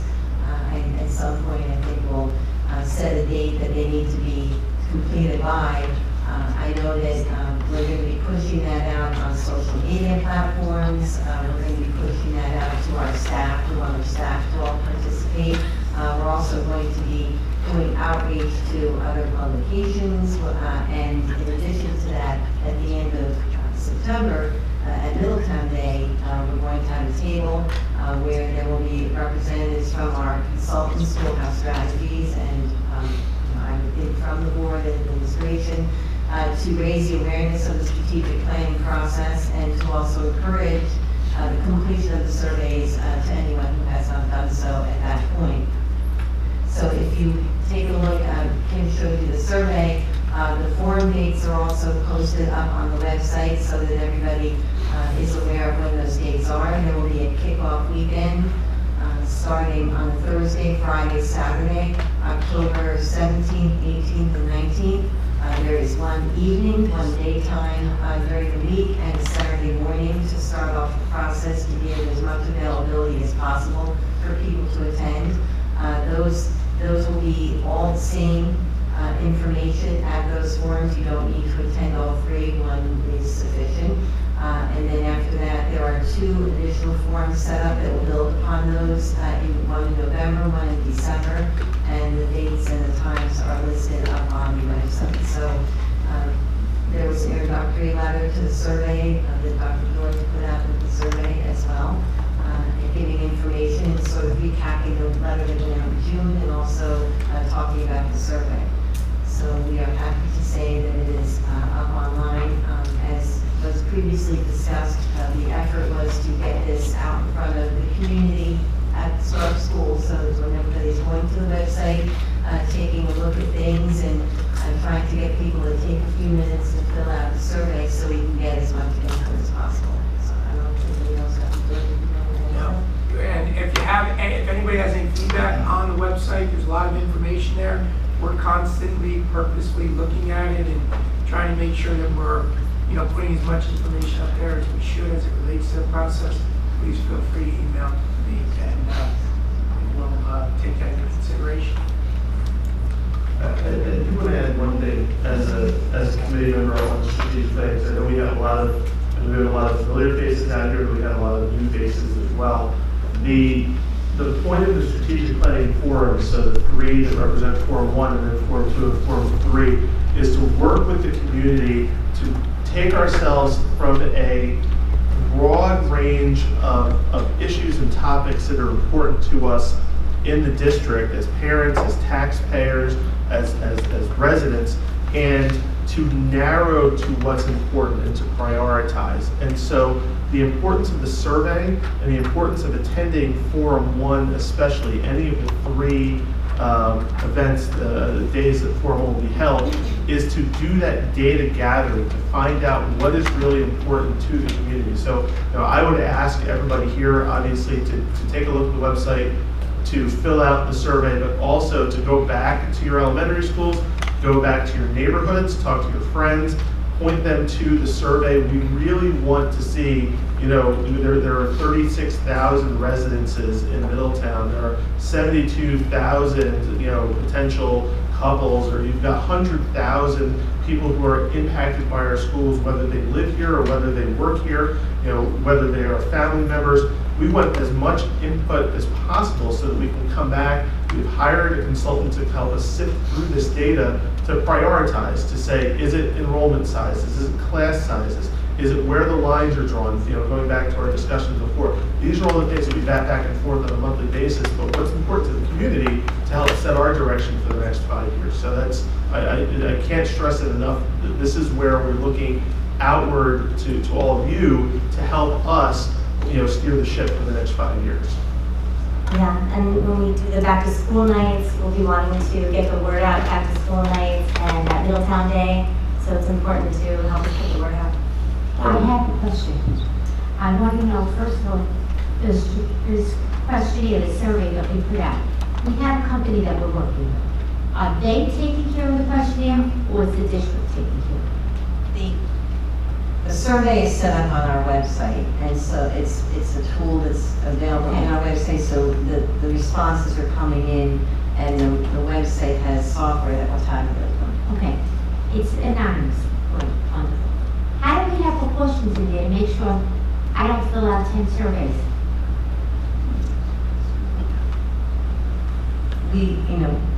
I know we trust. I'm thinking of different things. The other thing is, no, it's really important because it can be swayed one way or the other. So the company that does this, Schoolhouse Strategies, has done this in other districts, and they've done it just like this. An online survey, and in a large statistical grouping like this, you can sort of aggregate out, even if there's been some ballot stuffing, right? You can aggregate out, and you can see where there's spikes in the data, and they'll normalize that. So okay. That's, the other question I have, what I see up there on the dates, I'm not here to, I'm just, we have to look at all the different things. I don't see, when you do a strategic plan, and you put this out there for surveys, how are you addressing the seniors? How are you addressing people that don't have kids in the school district? We're having dates, they're all in our schools, which I think is a great thing. Remember we talked and we said we should have it out there at 40 more. We should address seniors or people, not always seniors, people that don't have children in the school district because they don't go on our website. I know you have it in the newspaper, but people that don't have schools, people in the school district are not really reading the newspaper because those are the young people. Wait, I'm trying to get everything out before you interrupt me. As in with sales, they work via the text messages. They're not talking to you on the phone and they're not reading the newspaper. So how are we getting buy-in from the whole community? That's my biggest problem here. I want buy-in. So short of knocking on every door in Middletown, which we considered, but we can't afford the sneakers. What we decided is that the biggest step is the 3 forums. So Schoolhouse Strategies wanted us to do 1 first forum. We pushed them to do the 3. We spread it out amongst the 3 dates to cover people who may, right? So there's 3 dates, a Thursday, a Friday, and a Saturday, and there's a range of times. There's evenings and there's daytimes. Now, the senior citizens are not allergic to schools. They can come into our schools. They don't have transportation to get here, so we gotta bus them? Some do, some don't. But again, there's a personal responsibility element to this because senior citizens are not this big feeble group that can't get anywhere. They can get places if they want to. They're adults, right? Adults can get places if they're interested. We know that Mr. Christofi can come. This is a very large district, and this is big people stuff. I mean, we have to do adult work here. We're going to make hard decisions. We're going to talk about the futures of our children. We're going to talk about $160 million over 5 years. I think if people are really interested in that, they can come to one of 3 nights where all of us on the committee are going to give up those 3 nights and days to sit in the rooms. I think if we're willing to put ourselves out there, I'm going to take the day off on Friday so I can go and sit in the room. I think that adults can come out and attend a thing. That's not too much to ask. Okay, a daytime meeting during the week is really geared towards the seniors. Okay, I'll back down with the idea that, are we putting notices out to them? Are we giving them at least notices to know enough to get here? Absolutely, and we're going to use the township committee And as it's well to not help only us. seniors, I just have to say, but it's just other people that are not in the school, because you want buy-in from everybody, because when this has to be voted on, and it is, we have to get money raised from the town, all these people vote in the town. They manage to get out to vote. So, When we met the first time, when Cruz was helping us here, they talked about speaking to the Knights of Columbus, the Lions Club, the local churches, the local communities, the athletic clubs. Right? So there's a method in place for but them to they're get not that. if they're doing this. No, without- they're doing a survey, yes, but they still have an outreach program to try to get to these groups where they can share the dates that they're going to have the seminars, right? Are they involved with that? Are they doing that? They're Yes, going I to want do to it, know. yes. Okay, then you answered what I want. They're gonna be involved, while this survey is out there, talking to these people. We have the contacts for all the private schools. One of the things we discussed with the township, right? The township has more distribution than we do. Right? They have that newsletter. So that's one of the things that we had talked about. In other words, the seniors are not just the folks that are in the various communities, right? They're all across, like, people, Right. their parents, they don't live in. Shadow Lake or They don't live Shady there, Oaks, right? Frank So Law, the problem Loveland's, about that, I Harris. think, is there's more than just the folks who live in those communities that are, you consider seniors. But I think one of the things that was discussed, and I'm not sure where we wound up because this is, brand new, in terms of what's up there, was that having the township, or asking the township to publish on their blasts and things because they have access to the other folks you mentioned. But I'm I don't not think we only worked out the concerned details. about, I just use the term senior, I'm even talking about the new people. I know you're talking The about. younger There are people. plenty of people There's who- plenty of people we need to reach. Fully understood. People without children. Well, I understand, but the township, right, that, like I said, their blast on their website, there's only so much you can do. So if there's folks who don't utilize certain things, like you say, I don't know how we're gonna do that. If I don't have access to the township's website, or if I don't read the paper, I don't know how I'm supposed to pay smoke signals. I mean, Yeah, right? short There's gonna be of limits to knocking- what we can do. Short of knocking on every door, Yeah. we are making our best effort. I mean, I don't know how much more we can say. We don't. Well, I think it's I still, we don't need to talk wanna about, see- how we plan on doing, like, the distribution as you mentioned. I don't want to see at the end of the day, we have to go out and vote for something. We need a vote of the public. I don't want to see it going down if we put all this time into it. No, That's all I'm yeah. saying. Well, I I've totally been don't on either. past ones, but let's say this much. None of you have been on past ones before. That's, you were? Okay, excuse me, we're doing referendums, getting Oh, them okay, passed. okay. That's what I'm You're doing. jumping to a whole different thing. where we're No, not- we're but not even there. this is how you get it passed. We want to go out there once and hopefully get buy-in from the whole community so they stand behind us and they pass whatever it is they decide they Well, I want us think to we're do. jumping to some conclusions. Yeah, we don't know here that we're about going out for referendum. Yeah, and certainly any We're not board trying to push a member, referendum. I don't Okay. think. any board member who has a suggestion is welcome to bring it. That's my suggestion. Anytime, yeah, Should we get email it to shopping cart me, we've reached out to Kate, we've reached out to But I think another point is that these meetings are going to be videoed. The only thing is that if you want to have, feedback, you probably have to go to the first forum in order to sort of speak at the meeting, but they're going to be on video. So in other words, if I can't make that meeting somewhere in October 17th. But they can always email the strategic. Yeah, but they'll be on video, so Right. people can watch what happens, so if you miss a meeting, you don't feel like you fall off the train. So hopefully folks can watch the video and maybe show up at forums 2 and 3, where there will be a feedback loop. But in terms of the distribution, I think that's a fair point. Was how do we blast out? Schools, we only have access to our website, and people basically enter the school, so they can look it up. If I could just add a little bit, because there's been a lot of work done from the administrative team at this point, so I just want to let you know. First of all, to your first point, which was a really good one, do we have a way to limit participation by users? The answer is yes.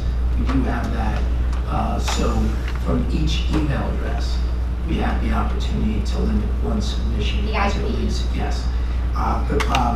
Mr. Rotolo, who's president of the audience today, if there's anything else I don't hit on, please don't feel free. But as of our latest meeting today, and we meet almost every day on our website, on our outreach, talks a lot about multiple points of contact. So just today, 11,000 emails went out to our school community. So that was the first point of contact, letting them know about where we are. On top of that, we are also going to be posting on all of our forms of social media. Facebook is one where we get a tremendous,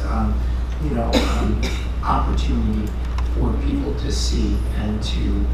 It's not smoke screens, but I think it's actually more effective than smoke screens. So those are examples. Smoke signals, not smoke screens. Smoke signals.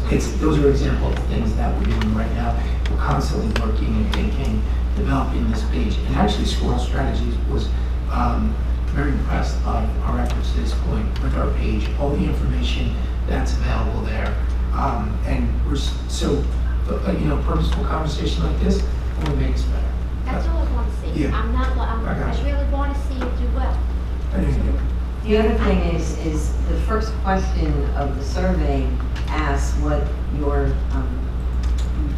basically tries to categorize, who you are in the town, whether you're a parent of a school-aged child, you're a resident without a school-aged child, whether you went to Middletown schools, whether you're a staff member. There's a variety of choices. So we'll be able to tell, by the number of responses that are coming in on that question, what segments of the populations are responding or not responding. So I would think that, as we monitor the results coming in, if we see one of those categories with a low response rate, we can then shift our efforts and try to increase the outreach to that area. And that's just something I was thinking about while we're sitting here. That question kind of gives you a cross-section of who you're getting to. Another thing. You said with the IP, you can monitor it, right? But what about the husband and wife? Do they both get to serve? Oh, yeah. So then you're not cutting them off on the IP. Husbands are valued as well. Well, Big one. I think what I heard Dr. George say is we have the ability to tie a vote or fill a survey to an IP address. So if we see 30 coming from an IP address, that's a different story. That's why I said they can statistically look and segregate those out. Okay. Yeah. It's just so important. You want to get people on there. Yeah. All right. Okay. Can we move on to personnel? Already did. All right, I need a motion to adjourn the pre-meeting workshop and open the regular board meeting. So moved. Seconded. Discussion? All in favor? Aye. Opposed? Abstentions? I need a motion to approve minutes of the July 24th, 2019. This is why it's actually, it's not on the agenda, but we should allow for public comment on the voting agenda items only before we go into the voting agenda. So at this point in time, we would ask that anyone from the public who wants to comment on agenda items only, please come to the microphone. Thank you.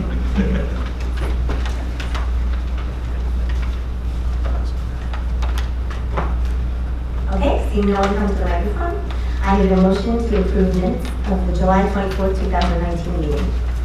So moved. So second. I need a second. Seconded. Discussion? All in favor? Aye. Opposed? I am abstaining from the executive session, 24. Okay. Would you abstain? Sorry, yeah. Okay. I need a motion to approve the minutes from executive session 7/24/19, regular voting meeting 7/24/19. Just did that. You just did? Oh, We had some extensions. Oh, sorry, okay, so we have the extensions on record, we're good? Okay. Yes. Here we go. I need a motion to approve the report of the president, items 1 and 2, for the 2019 to 2020 board goals, So moved. and the 2019 to 2020 quantitative and qualitative goals of the superintendent. Also. Second. Discussion. All in favor? Aye. Opposed? I'm opposed on number 2. I would have been voting yes on number 2 if there was something else in there. But because there is now, voting no for number 2. Okay. Abstentions? I need a motion to approve the report of the business administrator for items 1 through 4. So moved. Seconded. Discussion. Amy, I wrote to you today. Yes. Is this where I can talk about that and ask a little Well, more about it? because the item you want to discuss is on the bill list for, So, so yes, this would be Okay. it, yes. I brought up, Pam, you on the email. We have New Jersey school boards, we're approving a bill. And first, I find that we're approving it now for to be members of New Jersey school board. That's $26,000. I just have a question. We're not using them.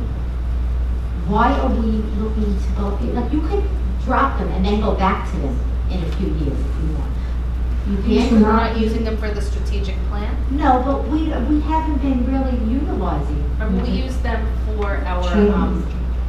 right, didn't we, for our retreat and Did they really do evaluation. our retreat? I think.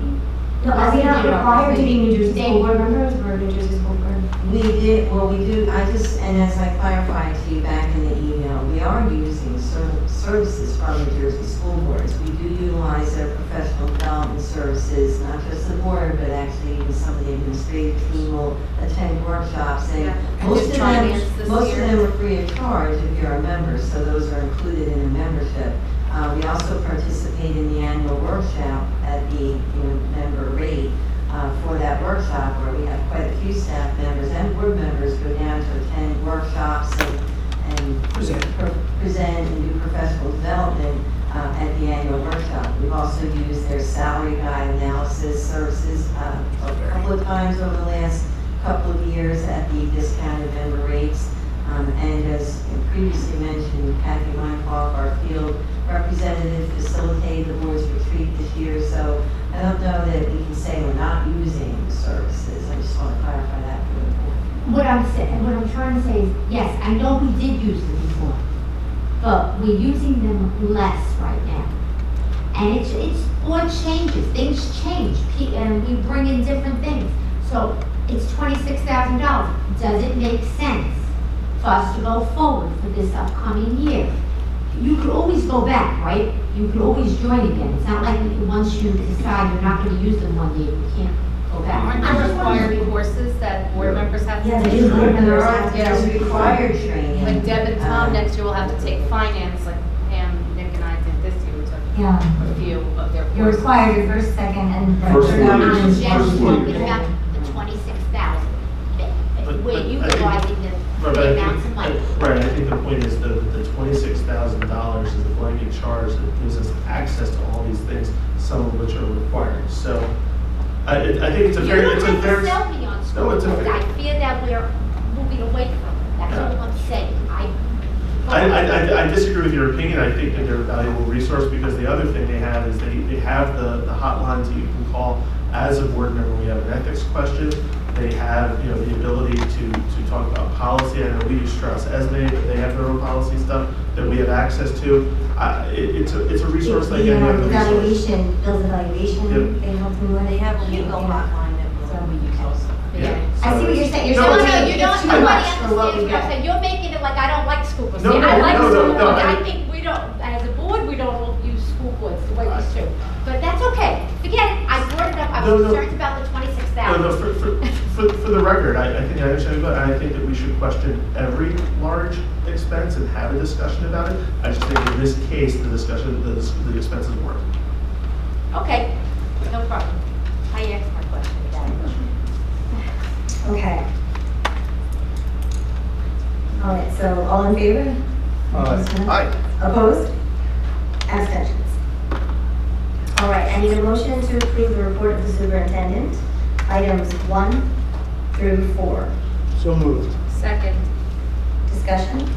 I just want to make one comment, because this has to do with the MOU with the community YMCA, that a lot of noise was made about the community YMCA, and they failed to even get the proper name of the Middletown Township Board of Education in the contract. And I'm sorry, but so much teeth gnashing and hand-wringing was done over this, and we were so important to them, and they can't even get our name right, and they give us an MOU that we're supposed to sign that isn't even complete, that has blanks for contact names. I'm really disappointed in this. It was so important to them. I mean, unbelievable, the emails I had to read, the phone calls, and they can't even get our name right. It's just unacceptable. I understand that it's a valid service, and they do a great job, but this is ridiculous. It's ridiculous. Good point. It's good point. If I could just say on the YMCA, I think in the past, actually haven't done a great job. I think that's why we got to the place where we were. But I would be remiss if I didn't point out the improvements, because this is really important. These are past students that are here 12 hours a day in our schools. So just to hit on that, we've taken that responsibility very seriously as an administrative team, right from creating a competitive process. And out of that competitive process has come some really big improvements. We met on July 31st this year and August 14th. From that, as we know, we have to increase services of the council into all 17 schools at no additional cost, but on a note of improvement from last year. All 12 sites, as was mentioned, Mike brought this up, are up and running, and we have a significant number of students and families participating. We already, prior to the school year, are at a level exceeding previous year's numbers. In mid-August, we were already over 800, which is kind of ahead of schedule. They have licensed, and this was a big point, and I know I'm very grateful to the board for everything that you endured through this process, because one of the big things for us and improvements moving forward is for us to move the program out of common spaces, for us to reduce the ratio between students and supervisors. We've been able to do that. What I mean by moving the program out of just common spaces is have the opportunity for our students to be in licensed areas, which we requested and identified in all of our elementary schools, where they could, number one, common spaces are not the warmest, they're not the most inviting, they're not the most comfortable, they're not the most educationally appropriate. So we wanted to be in spaces where there was more flexible seating, bean bags, the libraries were available to them, technology available to them, all those kind of things. They've gone to great lengths to take, to increase staffing, the number of staffing. So all of those kind of things have really been the focus for us this summer, and there has been major improvement, and there's been a lot of collaborative work. The board endured a lot for us to get to that place where, you know, we were that level of priority, but we're at that place. So I'm grateful to the board for supporting the administrative team and pushing that process forward so that we took a more introspective look and that we got more results, but we have it now. Okay, all in favor? Aye. Opposed? I'm opposed on number 1. And abstentions. I need a motion to approve student services items 1 through 7 and the addendums, items 8 and 9. Yeah, I'm sorry, is there an update from the superintendent on enrollment number 5? Yeah. I'm sorry, I'm trying. There's a line for line, I'm sorry. We were trying to- Go ahead. So last week, we did a public presentation at the Croft. We had a number of different school communities represented. I know we had people there from Harmony, we had people there from Lincroft as well. And I think we're in a process that we talked about very early, that to bring this process with fidelity to fruition, we really needed to wait until the middle to the end of August to really be able to make the most efficient and effective and educationally appropriate use of our staff. And so we are going to outline that process for the board and for the community on where we are right now. So without any further ado, I'm going to turn it over to Mrs. Walker and Mrs. Pincus. Yeah, like Mrs. Pincus and I explained at the last board meeting, we went through the whole process of how this is done. This is the most recent, as of like about 4:30 this evening, of our enrollments in the elementary schools in the district. And you'll see that, I don't believe we did this, I think we did it by alphabetical order last time, the chart you saw, but this chart, we thought organized it a little bit better. So we have the elementary schools grouped by their sending middle school unit. All right, so the first unit is the Bayshore unit, and you'll see, Bayview, Fairview, Leonardo, and Navesink. And in those schools, there are classes that are close to their limits. From grades K through 3, we have a class limit of 25. We had 27 in grade 3, but we pushed that down to 25 seats in the 3rd grade, kindergarten through 3rd grade, and 4th and 5th is 27 seats. So you will see some classes that are closer to the max and others that aren't within that sending unit to Bayshore, but we don't have any actually at that max right now. When you go to the Thompson unit, you will see we have 2 classes at max, others are lower. And this is something that we deal with all the time because of the enrollments aren't even, not even within grades, but within schools. So you will have larger class sizes and smaller class sizes, but that's why we put the cap so that nobody goes over a certain limit. Before the cap, there were schools that were a little higher and other schools that were lower. This makes it as even as we can with 12 elementary schools. Where we did have, on our last chart, which red, you can't see it on the bottom, but there's a red indicates that we're over the cap. That used to be, when you saw the last chart, 103 at 1st grade in Nut Swamp. We have added a section in there, so there's 5 sections there now instead of 4. 3 students is a lot to move. What we were doing for the past few years, if we were 1, maybe 2 over in a section, we may, anybody that's newly enrolled into that section, we may move to a different school in the same sending unit. 3 students is a lot, so we were able to add another teacher into that section with budgeted staff members. And then as you go on to the Thorn unit, there are actually 4 sections in that unit that are at cap, but they're not over cap. And we did send a new student from Port Monmouth to a school, that's our practice, that just registered this week. So, what we're looking at is nobody's over, and those are the numbers as of today. And we are still, believe it or not, getting a lot of registrations. They're still coming in every day and registering. So these numbers are not set at this point either. Do you want to add anything? Just that we continue to monitor middle school and high school. If you have a middle school or high school student, you know that the schedules were released. Students are requesting changes, as is typical every year. We do have some classes at Thompson that we are experiencing that right now in a snapshot prior to changes that occur naturally when you move one class. It affects other classes on your schedule. We do have some classes at Thompson that are at 29 or 30. They're primarily in the 8th grade because that's their largest class. It's the last one to age out that's large. We did not reduce any core content staff teachers or classroom teachers at any of the middle schools, but there are constraints that certain choices that students make cause fluctuations in class sizes. For example, if you don't get enough kids sometimes to register for honors level courses in language arts or math, it can impact the regular size sections. If you get too many, then you have to you're 1 over and you're not going to tell a student that they can't take honors when they've qualified, so maybe that honors level runs at 29 instead of 28. So it's things like that. And at the high school, we don't have Any core classes that are over 28 right now, where Mr. Vanello was working and Miss Nicholas on that every day.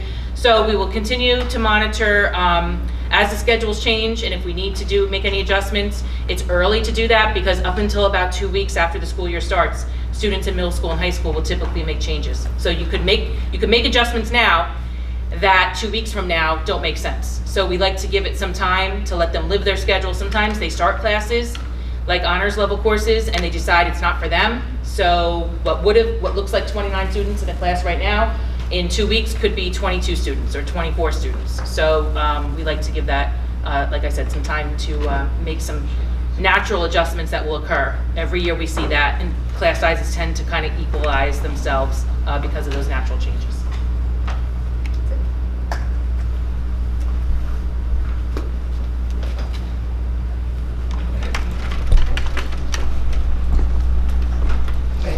Thank you.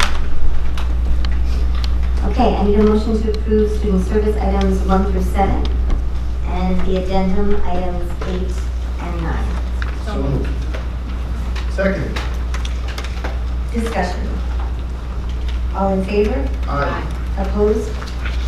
Abstentions?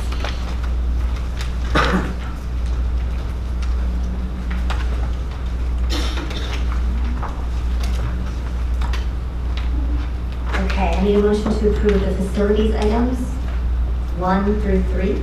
So moved. Second. Discussion? All in favor?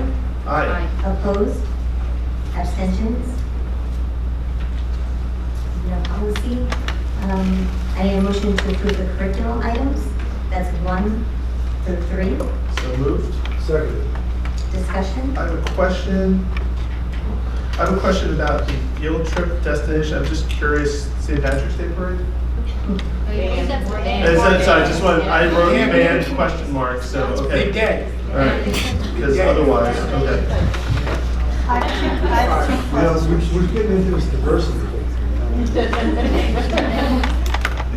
Just saying, it's a tough day in New York. Okay. I have 2 questions. On number 1, Dr. George, I just want to be assured that our staff that is doing their internships or their classes, their college courses, it's not being done on the taxpayer's dollar during the school day. Am I correct? Yeah. Done after their work time? Well, the research, yes, it does not take away from their daily responsibilities. That is correct. It does not take away from their daily responsibilities. But it's not being done during the school days. No, they're not working on education or anything other than their professional responsibilities during the day. However, their professional responsibilities and the purposeful planning and research that goes into that, as we pointed out here today, can help drive instruction. It does not in any way take away from it, adds to their regular work during the day. But my question is, it's going to be done after school hours, not during the school day, because it's a college course credit. Yeah. It shouldn't be mixed with your job and It does not, it will not in any way take away from their responsibilities during the day. Some of what they are studying is directly applicable to the work they're doing. It doesn't in any way take away from the work they're doing, just to be clear. But my question is, it won't be done during the school day. It's all after school stuff. Well, for example, if what you're doing. You're saying no, just say no, and I know how to No, do it, I have to quantify exactly what you're saying. So let's say what they're doing their research on is professional development, and they're providing professional development during the day, and then they're purposefully using that as part of their research. The work they're doing is the work they're doing for their professional development during the day, but it could have dual purpose in participating in the research, which better informs professional development moving forward. Not every, my problem with this is that not everybody taking college courses has that opportunity. It's usually done on your own time. Actually, that's not true. I've spoken to a lot of people in a lot of districts, and they have to do it after school hours. I just want to say that we've approved a lot of studies that have an impact on teaching and learning. And those studies are kind of done congruently with, as long as they're part of their regular responsibilities. Every study is looked at differently. I'm going to say again, this is really important, it wouldn't in any way take away from their regular responsibilities during the day. Wouldn't do that. Second question. On finance number 1, we don't have volleyball, VIN in there. Should it be under our coverage?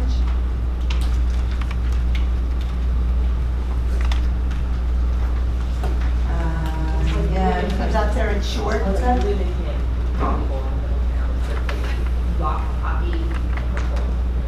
Yeah, I see hockey and lacrosse, but I don't see volleyball. I want to make sure if they're supposed to be covered, we're covered. Well, lacrosse, I have to look and see if we had them last year. I don't know that we had them last year because we fully fund lacrosse. I'm just curious. Yeah, no, because if we're I'm thinking supposed to for your be question. insuring them, we need to Volleyball,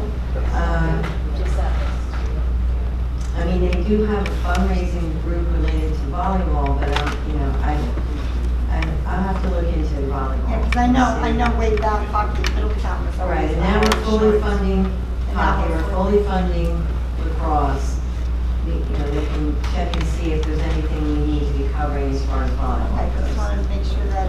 If we need to add them to next month's agenda, we can do that. To be clear, did we get the vote on curriculum? Not yet. Not yet, right? No, we did not vote on Okay. it. So, it's okay. So, all in favor? Aye. Opposed? I'm opposed to number 1. And abstentions? Okay, and now we're going to move on to finance. So I need a motion to approve finance items 1 through 3, and also the addendum number 4. So moved. Second. Discussion. All in favor? Aye. Opposed? Abstentions? I need a motion to approve student activities item number 1. So moved. Second. Discussion. I just want to commend Mrs. Walker and her staff for, involving the middle school group into the diversity clubs. I think that's really important. It's excellent in this district. All in favor? Aye. Opposed? Abstentions? I need a motion to approve the personnel items. So that's number 1 through 16, and then the addendum items through number 17. So moved. Seconded. Discussion. All in favor? Aye. Opposed? So is that number 13? Abstentions? That's personnel. I mean, technically, we should do a roll call for personnel. We could just do A roll call, please. Sorry. So on items 1 through 16 and number 17, we're doing a roll call. Mrs. Kennedy? Yes. Mr. Franco? Yes. Mr. Donlin? Yes.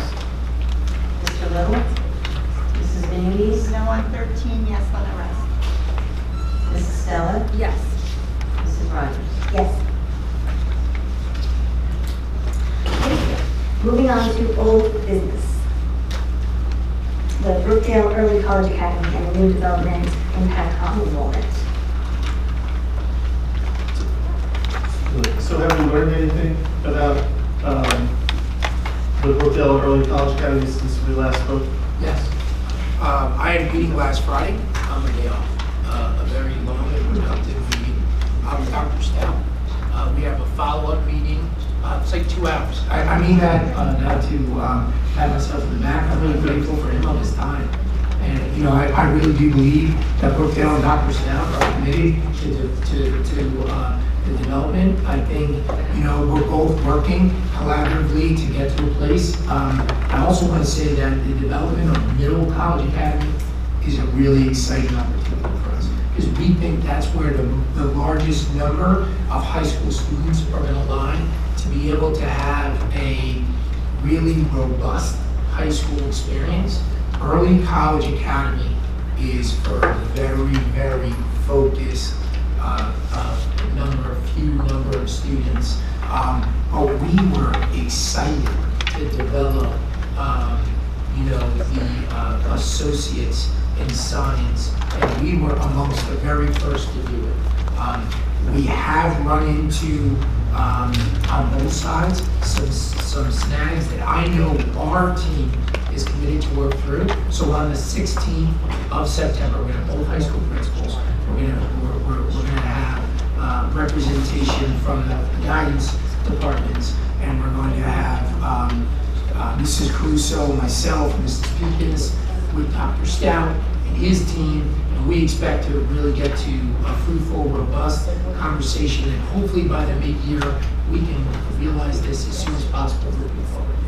That's our goal. And I know he's as committed to this as I am, and I know our team's committed to it. So Thank you for doing that. Sure. I want to bring up something about old business. I asked about the uniforms last month, and we got a list about uniforms, but this is not what I was talking about, and it doesn't explain anything. It has South bowling shirts, golf shirts, look the same thing. These are the I guess stuff that we ordered this year. But basically, we used to go over, and we don't do this every month. We don't have to do this every single year. But we used to get an update. It's been a long time since we got an update. Like, when were the last band uniforms? How are our band uniforms looking? Those are very, very expensive to order. We would order one school, then order the next school, because it's a big number in our budget. Or the cheerleading uniforms. When did we order last? How much are we spending on this stuff? This is very nice, but it didn't explain what I'm... I think we need a co-curriculum. When they do a workshop, I know we didn't do a workshop with Phil, we weren't able to do this month, but we need an update on where we're going. That's a lot of money in the budget. And just to see, because next year, our budget, when we do it, you gotta cut things, whatever you have to do, how you gonna make the budget work. We need to know what we did, what's been, I'm sure you've ordered uniforms, because kids have uniforms out there. So, just where we are. And that's what I want to see. A replenishment. Yes. I excused him to get it back. Yeah. What she said was what you said. Exactly, Which is but that he it was was here, more we than that. got I that. was like, But where's he going? I want to know more we had about games it. today. That's why I wanted to get it back on the field. I understand, I just want to. Well, yeah, we can do that for But next month. That's We old can do that. business, that's what we're discussing, okay? That'll be Thank there you. for whole business. Okay, anybody else, old business? Moving on to new business. All right, so, Ms. Gallagher, I was looking at some of the policies under the administration section, policy guidance, and 14 of those policies haven't been touched since 2006. Now, they might not actually need to be touched, but I was wondering, how do we go about updating them if we want to? Now, a lot of them were mandated, so I think that we don't really touch those mandated ones, but the other ones, so we're still at 14. What we've been doing with policies, when you receive the updates from Strauss Esme, and they give us recommended changes. Now, some of them are policies that are mandated or necessary changes. Others are sometimes they're suggested or recommended. They're not always mandated, but we read through them and we determine whether that would be helpful for our policy to update. Other times we'll look at policies if we find something operationally within the district that may not be outlined in the policy in the way that we need anymore. We'll look to update it, but we don't have a system of going through batches of policies. We kind of touch them when we need to, whether it's because of a mandated or a suggested change from our consultant, or because of something that we have come across in the district that we feel we need to address in our policy. But we did talk about visiting these 10-year-old or older policies, which would be a great idea to do in the policy committee. So if you want to email Mrs. Gallagher with your time availability, since you're the chair of the policy committee, we could all get together in the policy committee and discuss these things, or Right, we could even do an email kind of thing. And find a way of just saying, do we really need to update these? Because, down the road, somebody's going to look and say, oh, last time was 2006, 13 years. I'm not saying the policy's not good. I'm just saying, do we need to update them? We don't update those administrative or what they call like the bylaw policies very often because they're pretty fundamental. More often, we're updating the ones that deal with student issues or for evaluations we were doing. It seemed like we were doing that like almost every other month for a while. Those get looked at a lot more. So, I mean, if we wanted to, we read through some of the older ones, we could. But you're right; those don't have a lot of proposed changes. They're pretty fundamental in some ways. So we'd be looking at them, not necessarily updated, but looking at them to see if things needed to change. Otherwise, we've been in 2006. So if I may, Mr. Donlin, and there's a couple ways to do it. Pursuant to statute, board members' primary role is to set policy for a district. Some boards, through their policy committee, will on a rolling basis every month review a handful of policies, whether it's 2, 5, or 10, starting at the 0 section, going through 9,000s. You kind of just have that process. To the extent there are any questions, and similarly, the administration, pursuant to statute, has an obligation to make recommendations to the board when policies have to be updated, which it sounds like we have stress estimate in effect. What you may want to do in this instance, since you have a handful, perhaps through the superintendent, the various sections of the policy that fall under different divisions of the district, perhaps an administrator can be charged with reviewing it, confirming whether it's up to date or if there are any recommended revisions, and that can help expedite the policy committee's review of the policies. I can start small, so to speak. Look at the 1,000 section and just pick 3 or 4. Just ask the people. Most of them are all on page, just to see if they can be updated. If not, on they go. Well, for example, I had a parent come to me a couple of weeks ago. They were interested in getting their kid who goes to Thompson a pedal assist bicycle because they lived down the hill, and so they were talking about getting one of those newfangled, like electrical pedal assist bicycles, and they're actually prohibited by policy. So, that may be a policy that we want to look at, and instead of saying that all motorized bicycles are prohibited, we can say that pedal assist bicycles are allowed or something like that. So, I mean, because that policy hasn't been touched in years. So that's a good example of how we need to update. Due to technology. Due to technology. I had a question I was discussing with Mrs. Gallagher earlier today. The busing laws, the busing rules, it's, I think you said grades K through 2, it's within 2 miles that kids are bused? K through 8. And then with the older kids, that it's 2.5 miles. Why is that? That's what the state says. And you can't deviate from that. If you bus students that are closer to that, that's what's called courtesy busing. It's not, well, right, I mean, it's not something that the state will give you aid for. It's a district decision, but the policy in the district as it stands right now. Let's look at a situation where somebody lives 2 houses away from the bus stop. In a community that's 42 square miles, just quantify the impact of that. And I just want to say, let's keep in mind too, when we talk about transportation and going to courtesy busing, we're talking about something that as it stands right now is a $10 million item in our budget. So just to be clear, with a budget that's capped at an annual increase of 2% and on a courtesy item is at the expense of something else. So just, now certainly at board request, we can quantify that and figure out what that is. But just to get a clear understanding of the impact. Here's the question, are all the buses full? That's the first question. And if this bus is only half full every day when it goes to this corner, why couldn't somebody who's 2 houses away hop onto that bus instead of walking 2.5 miles? So that's my question. Efficiency. And if not, really, your question is about efficiency. All right, and if not, couldn't there be a charge for somebody to take the bus? $5, okay? I'm just trying to figure out why we're making everybody walk when we have half-empty buses and people could use a ride, all right? And if their parents can't always take them, and also from a safety point of view, now I don't have that many parent cars coming through the parking lot. So, maybe there's some benefits to it, but how could we do something?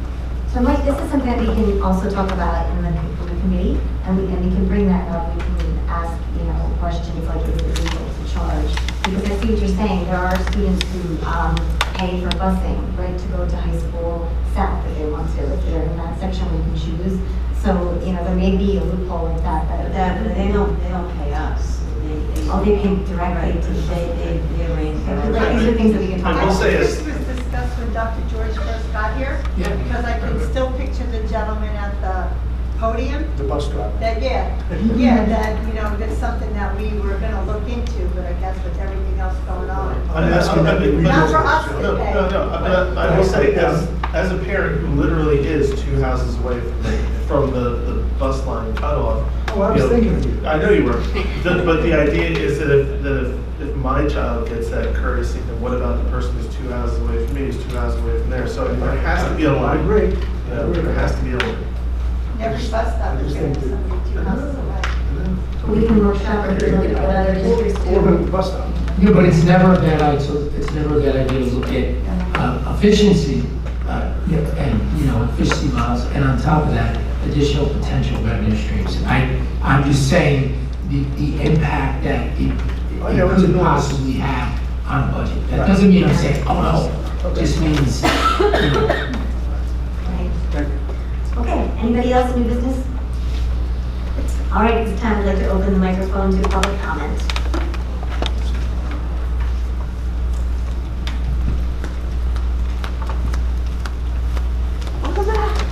Welcome back. You guys aren't back. My name is Denise Thompson. I have a student at Crystal Thompson and High School South now. Mrs. Thompson, can you turn your microphone on? Just push the button. Okay, Got it.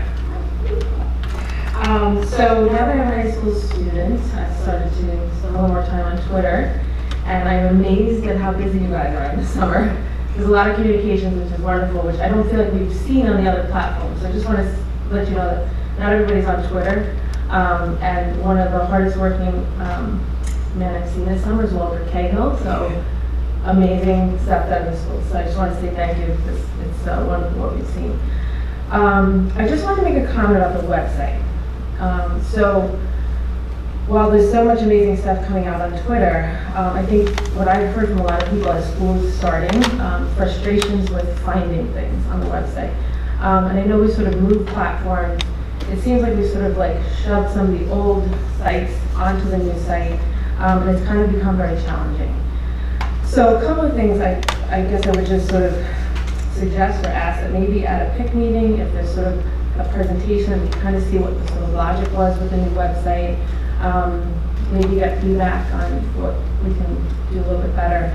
A lot of things are hard to find. There's not consistency across the schools. Some of the most important links don't seem to be readily available. I don't know if you guys have stats that you can provide on certain hits on the site, like are people getting to where you want them to? I feel like there's an opportunity, with guidance and, various things where your staff is taxed, where you could be pushing people to the website, but I feel like it's hard to find some information. So I just feel like there's an opportunity there. And also for high school students, it's an awesome intern or web project that you could sort of put out there to remediate that. So just wanted to give that feedback. And wishing you guys a great new school year ahead. I'd just like to give some feedback on that, which I don't normally do on that, but just so you know. So the building level administrators, they are in charge for their sites on their buildings. So this is also appropriate feedback for you to give to Mr. Kirkpatrick and at High School South, or to Mr. Curry at Thompson to address your issues as well. And we will take that back. And also Mr. Rotolo is in the audience, and him and I are working very closely to make sure that we are doing everything we can to communicate clearly. So we'll be looking at that as well. And we have a meeting, a regular meeting of central office administrators with our, where we communicate on these type of issues. So we'll work with the building level administrators, and we will work as a central office team to address those. Yeah, I mean, there's that definitely feedback. opportunity for redundancy across the schools where, so. Hi, Vera Pasicki, Middletown. Nothing to sign, I guess that's okay. Looking at the goals of the different district superintendent and the board, I don't know if this, I would have thought it was in the board, but in one of those sections, but there's nowhere where we talk about more of a proactive approach with Trenton. And I know you've been doing that, Dr. George, but I just, I don't know exactly what the appropriate wording is, but I feel like looking at those goals, we're just kind of sitting back waiting for the, next shoe to drop from them. So I don't know where it should be put, but it seems to me we had talked about legislative lobbying, whatever it might be, but there should be a specific goal surrounding trying to, be proactive with that perspective. So I'm not saying it's not happening, I just was surprised not to see it. The other thing, the two new positions on strength and conditioning, I assume they're more physical education teachers that specialize in strength and conditioning.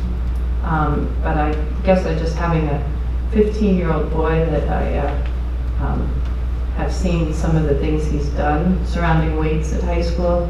I was just wondering if there's a curriculum or there's some safety or input from parents as it relates to those programs.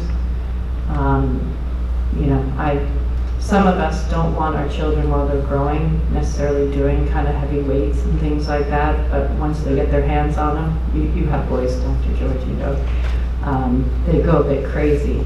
So I was just wondering if there was some, or is that what their job is? I didn't understand what the strength and conditioning. So That position is threefold, first of all. One of them is unified sports, which we're really excited about. We participated originally in the first effort of unified sports. For those that don't know those of you who don't know what that is, that was an initiative that came out of the NJSIA committee. I'm on the executive board of the NJSIA. We were really excited to participate in the beginning of this. It's a process where typical age group students participate with special education students in more of a combination of what was Special Olympics and what is regular NJSAI sports. So we participated 3 years ago in the very first at a tournament of champions of track at the end of the year, and we really thought that was going to take off for us. There really wasn't a place or a platform for that really for our regular ed students and our special education students to have the practice in different skills to participate in that. So that's one of the things. The second thing is that, we have a significant number of our high school students, males and females, that participate in regular co-curricular activities. And it's not that we don't pay for those services. We have stipended positions over 3 seasons, and that's how we did it. What typically happens is you get the football coach doing it, and the vast majority of the football players come out. And then in another season, you have the basketball coach doing it, and the basketball students come out. And there's more male athletes than female athletes.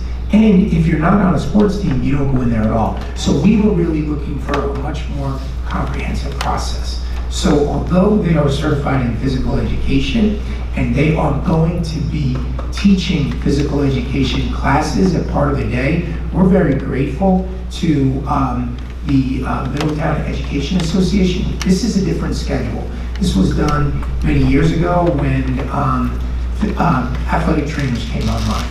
And they're actually going to be working with athletic trainers for conditioning of students who are rehabbing and or have very specific needs to address based on the work they're doing with the physical trainers. So that's another thing that they're doing, but it's much more comprehensive than that. We're looking for equity for any student. You could be a surfer who wants to develop the skill sets involved in surfing, and from a kinesiology standpoint, these people who are nationally certified, there's a national board certification, and in both places our people are certified, can come in and can give them, even though they're not participating in typical NJSI sports, can give them exercises and work with them. So it's a space that will be open to everyone in the school. It could be cheerleading. In the past, I don't know, maybe they have, maybe they haven't, but now, if the cheerleading coach wants to work with the strength coach to develop a program, and that's really to answer your question directly, the expectation is that they're going to work with the swimming coaches if it's swimming, or cheerleading if it's cheerleading, all sports, to develop a program that's appropriate for that sport. So it's much more comprehensive. Also, our biggest classes are aging up to the high school. So there's a need for additional high school sections, or to lower the sections of physical education in the high school. So it was a multi-pronged approach, and I think we're doing something that could really assist here our entire school community.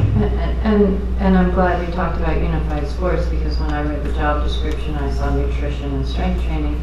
I automatically thought of some of our children with special needs that could probably benefit from moving and exercising and doing more they can't get on an athletic team. So I was hopeful this was not just a football, thing, or lacrosse that my son would benefit from, that it would be more widespread. But so the physical education teachers will still do separate weight sessions versus this group, because they actually have weight sessions in the physical education.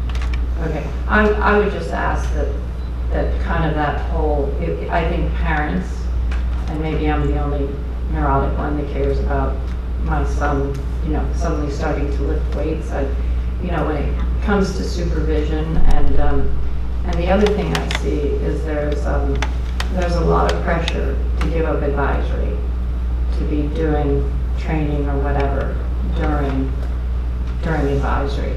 So I want to make sure we don't lose the initial concept of advisory, getting extra help, or studying or finishing homework and those sorts of things. So, but anyway, so I think just from when I first saw that, I was like, ooh, my son would be the first one to sign up, trust me, but I just wanted to make sure. So thank you for those comments, but if you can keep some of those other thoughts in mind, that'd be great. Thank you. Thank you.